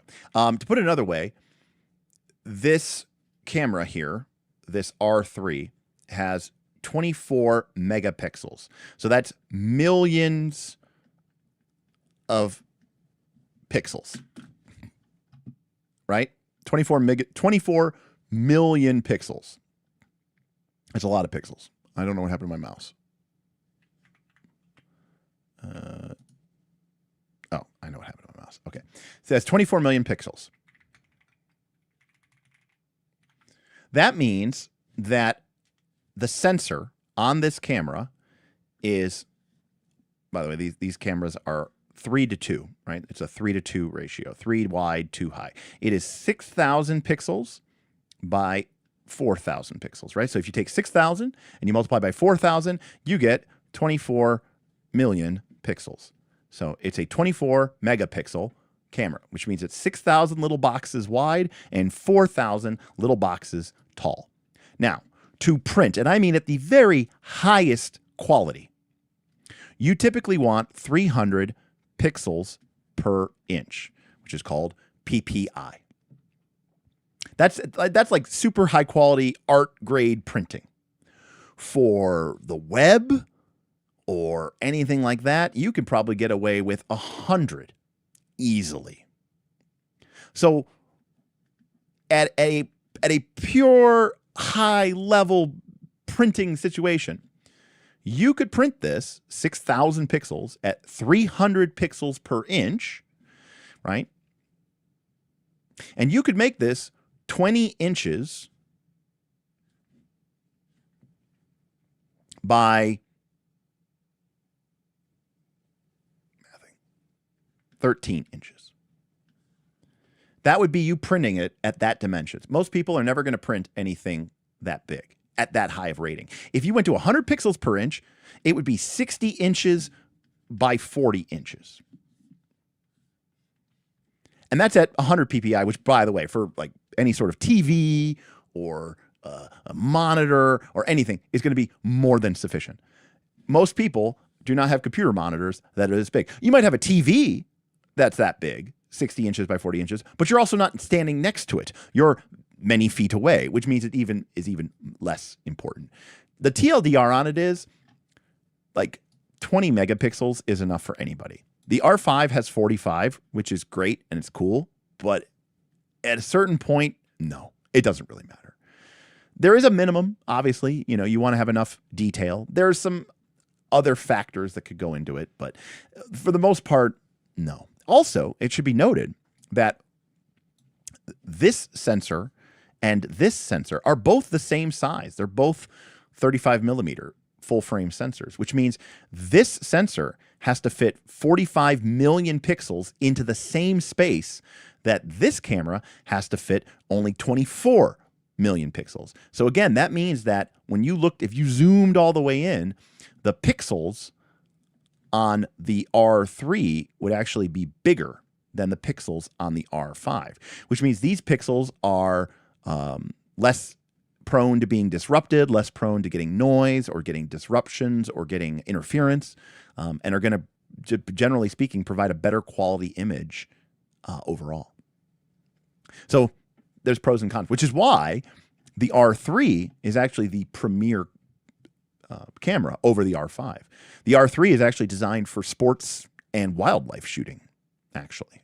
And it prioritizes speed over the R5. Believe it or not, it takes a lot longer to shoot 45 megapixel files than it does to shoot 24 megapixel files. So the R3 is designed to be able to shoot as fast as possible so that you can get that critical moment where the player catches the touchdown pass, or when just the moment when an eagle strikes its prey or something like that. So there's a lot of other features that go into this. So prioritize microphone, then lights, then OBS setup, then camera. Yeah, actually, I think that's fine. Yes. Also, yes. When I talk about microphone, I also talked about microphone technique, right? We talked about not talking directly into the microphone, talking over the microphone. Because that way you don't get those plosives into it. Trying to, again, you don't have to go so crazy as me and have sound reduction panels. But if you ideally, can make sure that you're in a room that doesn't have extra, bare walls, like when this is a bookcase full of books, that actually helps, because when the sound travels and hits the wall, the books are kind of uneven. They're different heights, and so the sound kind of reflects and just diffuses throughout the room instead of just being like literally like a slap echo and come back. So,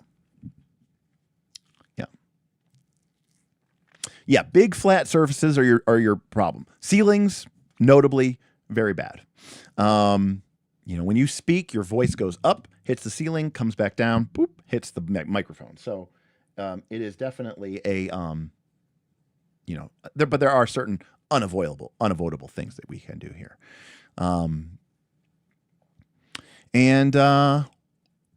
Yeah. So, that's just, and by the way, we have just scratched the surface. We haven't talked about bit rate, and we haven't talked about like, no, egg crates. Oh, like actual egg crates. No, because again, you need mass, you need mass. You want heavy stuff that is also not solid, because if it's solid, the sound will just bounce off of it. You need some, that's why like insulation is really good. But we haven't talked about bit rate. We haven't talked about like chroma subsampling. We haven't talked about rolling shutter. We haven't talked about, we barely talked about like f-stops or t-stops. So, there's a lot of stuff that we didn't. I forgot I was not on my whiteboard. But we haven't talked about bit rate, chroma subsampling, rolling shutter, f-stops or t-stops, frame rate, audio frequency rates, all sorts of stuff. That's a bunch of stuff. Oh, one last tip of advice. I will give you all. It's related to OBS.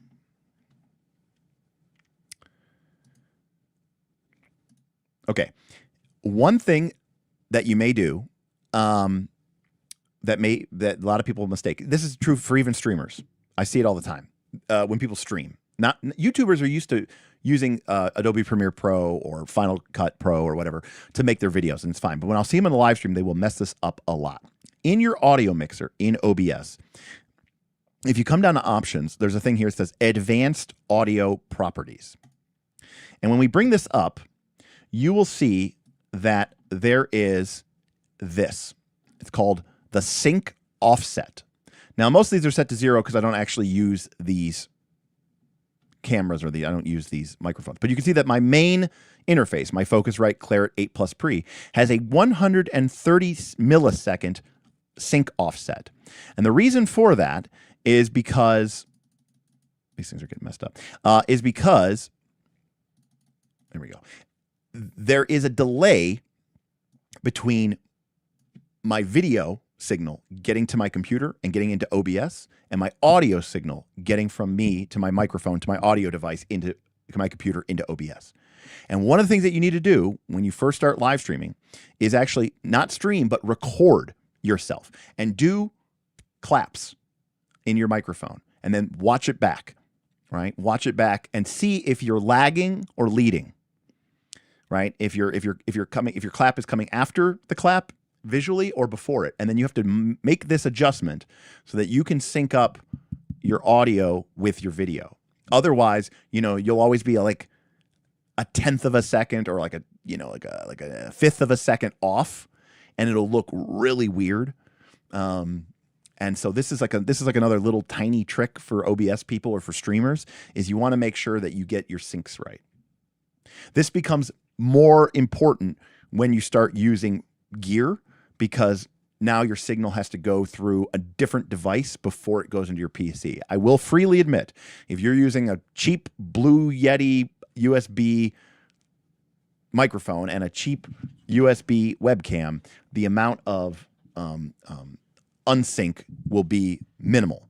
But the amount that you'll be out of sync will be pretty minimal. But if you start getting better gear, they can sometimes drift, because your machine, your hardware has to do its electrical processing before it sends your signal. So in my case, my audio signal is delayed 130 microseconds or milliseconds, so that it all matches up in the end. All right, well there you go. I thought it was going to be a short stream, and there you go.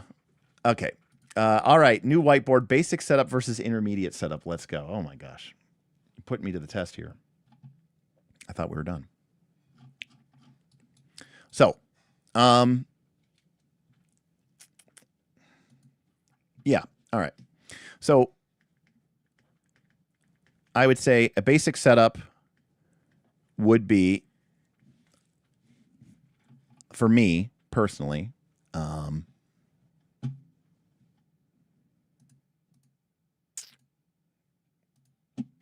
where did I put that?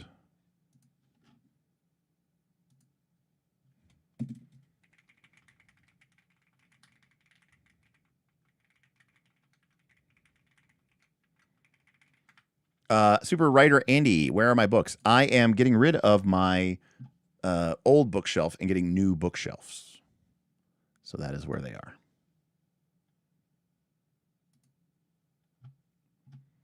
All right. So basic setup. I would get, I mean, the Logitech is fine, but I would get the Insta 360 Link 2C. I would get the Fifine AM8, and I would get the Elgato Keylight Air or Nano. Or if you're willing to spend just a little bit tiny more, I would get the Amaran Verge.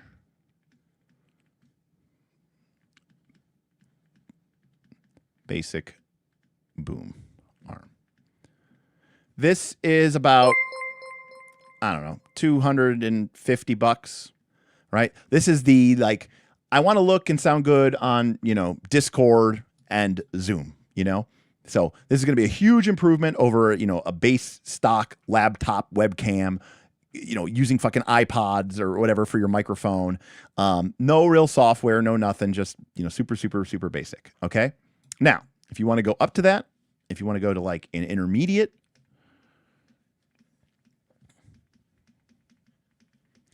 and we'll call this like again, this is all in, right? This is like maybe $600 to $700 range. Now, part of the reason for this jump is because, like I said, now you don't have to do all of this. This is if you do all of it. So like you could get this, or you could get all of this plus one of this, and then it'll be, right? So for here, I would get a Canon R50 plus a Elgato Camlink 4K. For the microphone, I would have said something different, but now that I know that there is a USB version of this, I would get the Rode PodMic USB. I should note here, PodMic.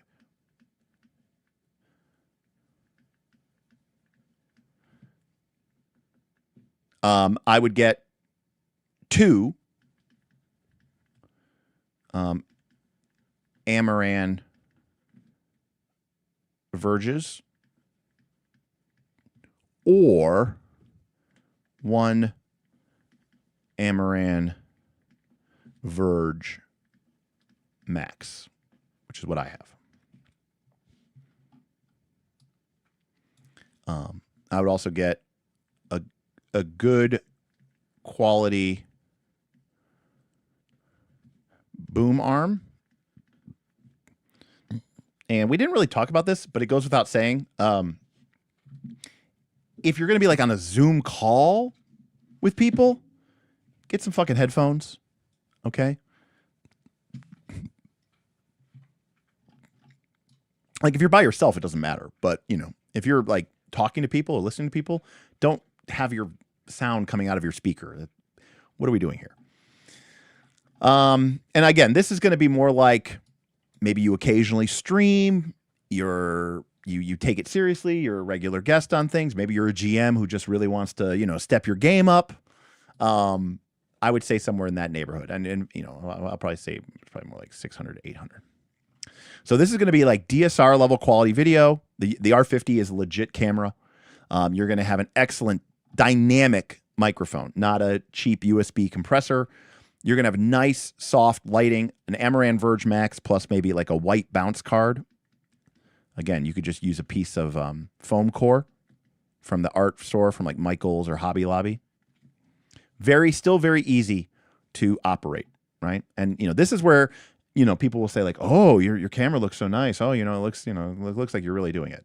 And then, for advanced, I would say I would still go with like a new R50. They also make an R10, but I don't think you need an R50. But get a fast, that means a low f-stop, prime lens. All right. I would still stick with the Rode pod mic, but you might not need the USB thing because the other option here would be to get a Shure SM7DB or my personal preference, the RE20. So that's our mic. So again, I like the RE20, but honestly, I think the Rode pod mics are really good. Like for the value for the money, they are just incredibly good. I would get a Focusrite Scarlett Solo USB interface. And I would do 2 Amaran Verge Maxes.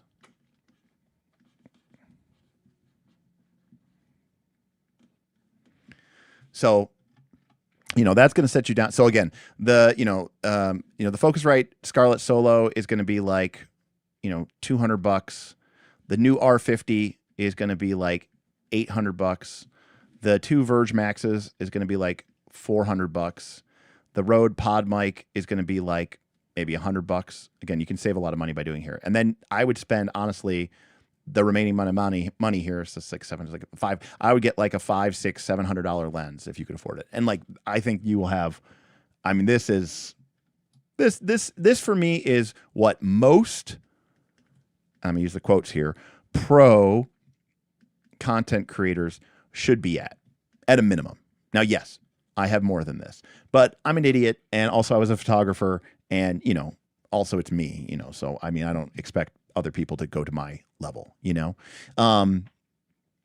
So for if I had to like really pick, so again, this is, and so I mean, obviously this is going to be $2,000 plus. Now, as Aaron was trying to say earlier, okay, this is where things are, crazy because not this camera, this lens cost more than $2,000. Okay. Cameras and video equipment are crazy. But again, so you can go crazy. You can just go absolutely crazy. And, not that this is on my camera right now, but it could be. I mean, this is a zoom lens, so there's no reason for me to really use this for that. But, you could spend $2,000 just on a lens. You could spend, my camera body that I use is like $2,500. So, but I think for $2,000+, so, maybe $2,000 to like, I don't know, $2,300, $2,500 US. I think you could put together what I would call a pro set, and again, I don't think anyone should have to start this way to do YouTube. I will say, I think you absolutely need to nail your audio. If you want to do YouTube, you need to nail your audio from the beginning. People will forgive you for your lighting. Audio will not be forgiven. That being said, if you start making this into even somewhat of a career, if you get monetized, if you're doing a Patreon, if you have 10K subs, 20K subs, for God's sakes, I think you should at least, I don't even have 20K subs. So I mean, I see people out there with a lot of subs and they don't have this. So yeah, I mean, I think Yeah, I think that's also true. Obviously, if you really want people to listen to you for a while, then ear fatigue is really a thing. Now, I would say the sweet spot. I don't know why that did that. That was annoying. I would say the sweet spot is going to be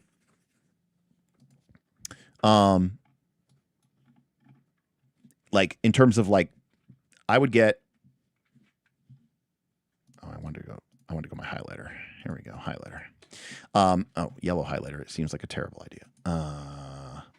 Blue. Here we go. I would get the Insta360 Link 2C. I think that's a great webcam. I would get the Rode PodMic USB, and I would get. I would probably get the Amaran Verge Max and the white bounce card. I really do think that the Verge Max is a significant improvement over the other one, and then I would get a good quality boom arm. I think if you get those things, you're going to be somewhere between $250 and $600. You're going to probably be more closer to like $400 or $500. But I think that is a sweet spot. That's going to be good for like 95% of people. You're going to, it's something between basic and intermediate tier. It's going to be like $350 to $450. It's a good investment. If you ever do want to get into a proper audio interface, you can do it. This Verge Max, one of them plus a bounce card is great. When you upgrade another, if you do end up getting another Verge Max like I do, right, where I have two of them, one on my left, one on my right, one is a key, one is a fill. You won't have to get a new one. You'll just have the one ready to go. And then you didn't spend that much money, right, on your camera. What's this thing running for right now? The InstaLink Pro 2 is $150. Right. And again, I think that's the most you should spend. I wouldn't spend $200. I would spend $150. That's the most I would spend. It's got a little gimbal. It's got a sensor. It's got a thing. It's got whatever. It's AI powered or whatever. Insta360 makes great cameras, especially small cameras. Insta360 is really good at making small cameras because that's what their company's really good for. So I think that's a really, really sweet spot. And again, you're going to be spending a little bit more money on your lighting and your audio, which I think is important. The cameras can come later.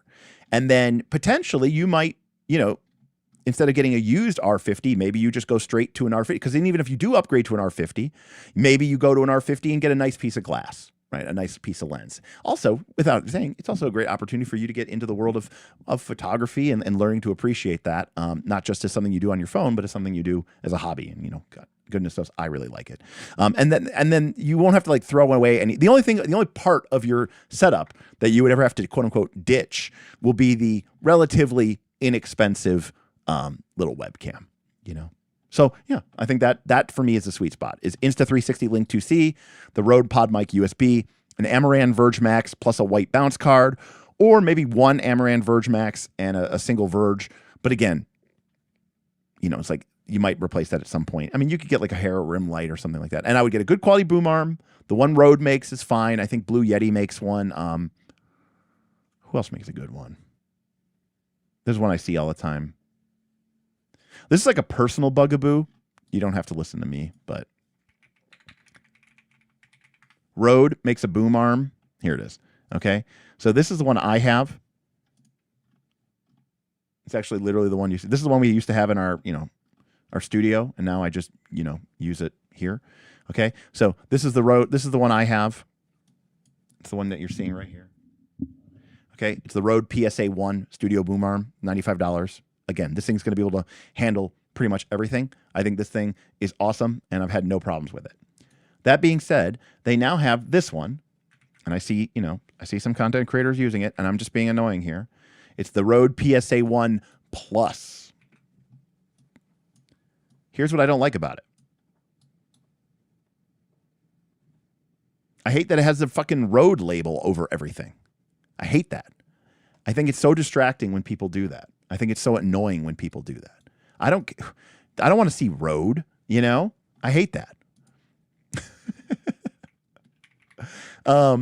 It's really annoying to me. Another thing, again, I'm just being really annoying here, but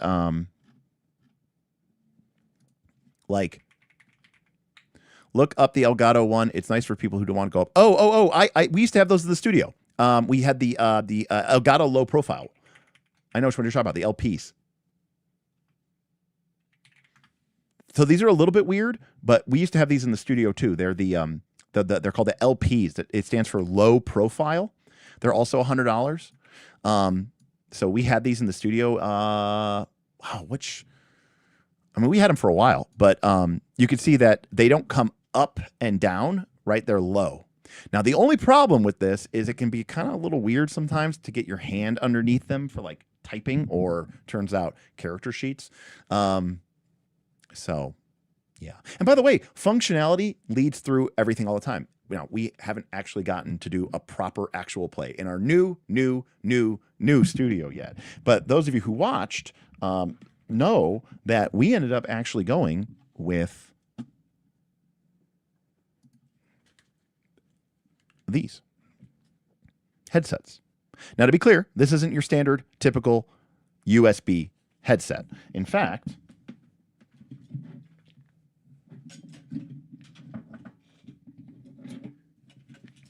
this headset uses a quarter 20 TRS for the headphones, and it uses an XLR for the microphone. The mic at the end of this headset is substantially larger, right, than most of your tiny little USB microphones. So this is more of a professional broadcasting headset. Does this microphone sound as good as this $450 microphone? No. Does this microphone sound as good as this $100 tank of a microphone? No. But in our new studio, where we have very small amount of space and we've got a lot of guys, some of us bigger than others, crammed around a table with cameras everywhere, I didn't want a bunch of boom arms taking a bunch of real estate. And I still wanted people to be able to hear, and I still wanted people to be able to talk. And I didn't want people to have to like be on mic and moving around, looking for their character sheet, moving a miniature, rolling dice. So I decided, again, quality matters. And that's why I spent the money that I did for these. But sometimes practicality has to win out too. So I think these are really great. These are the Audio Technica BPHS 2s. Yeah. So now again, for a USB headset, it's not USB, it's an XLR, but $360, for a $360 for a headset is a lot of money. But now, of course, you may also know that I bought a bunch of these, and then my players bitched to the end of the earth that they were uncomfortable because they were on ear, not over ear. And apparently, Bob and his brother have the largest ears known to man, and Tim too. But apparently, Bob more than ever, because him and his brother were both like, my ears. So I actually had to go through an elaborate process of returning mine. Luckily, I had a really good relationship with Sweetwater, who I buy all my audio gear from out of Indianapolis or Indiana. And but because I had bought all of these when we were about to do our Daggerheart actual play. And then, of course, our Daggerheart actual play didn't happen. So I owned these for like 8 months before we finally actually used them. And then all my players were complaining about their ears about to fall off. So I had to return them in a very elaborate manner because it was well past the warranty period. And luckily, Sweetwater, I'm a good customer. So they hooked me up and we were able to get these instead. And yes, these are not as good. The capsule is weirder and bulkier. The audio quality is not nearly as good, in my personal opinion, in terms of rejecting other people. But they are over-ear headsets instead of on-ear headsets. So when the time comes for the actual play to actually happen, I will be wearing my BPHS2 Superior headset, and everybody else will be wearing their garbage. And my audio will be superior. So I'm curious how this will sound with my current.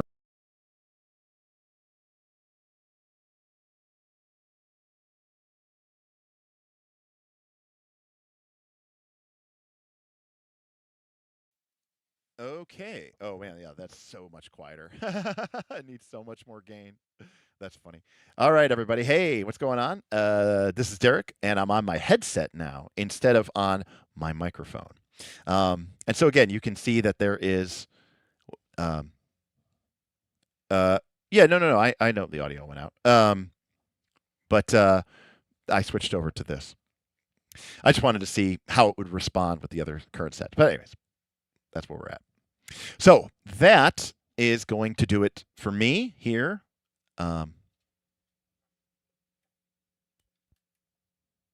At Night's the Last Call.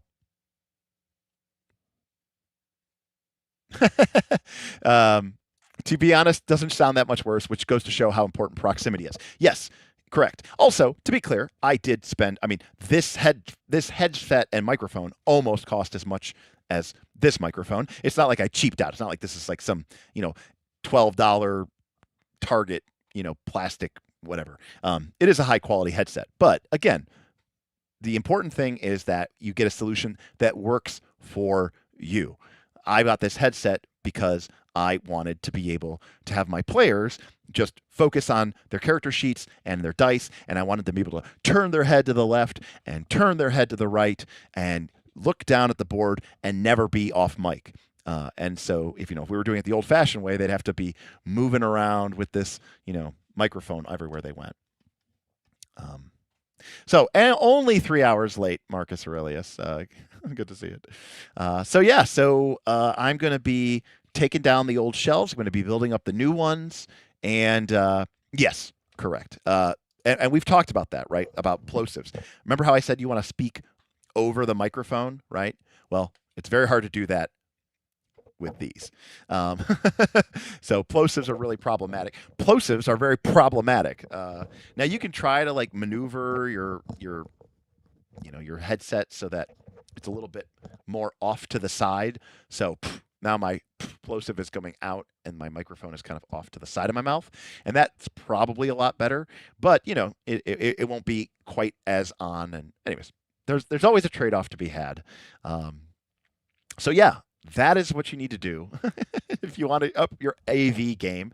Of course, if you have comments or questions, leave them down below. Or, of course, if you're a member of the Patreon, just, ping me, DM me, KLC Content Chat. We can talk about your setup. Or if you have any questions or specific brand recommendations, and we can walk through that. I do think, and, especially here at Night's the Last Call, there's a good chance if you play a game with me, you may very well end up on YouTube. So maybe now is the time to up your video game. So I look forward to that. Right. I'll just send this to Mark Seifter.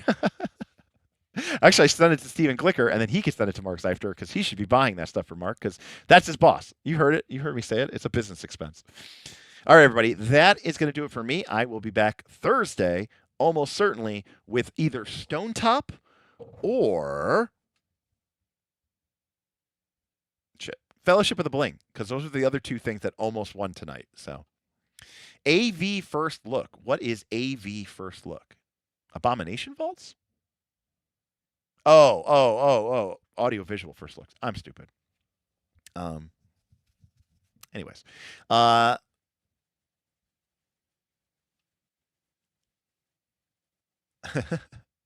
So that's going to do it for me, and I will talk to you guys all later, and of course hit me up on the Discord. Otherwise, I'll see you next time on Nights of Last Call.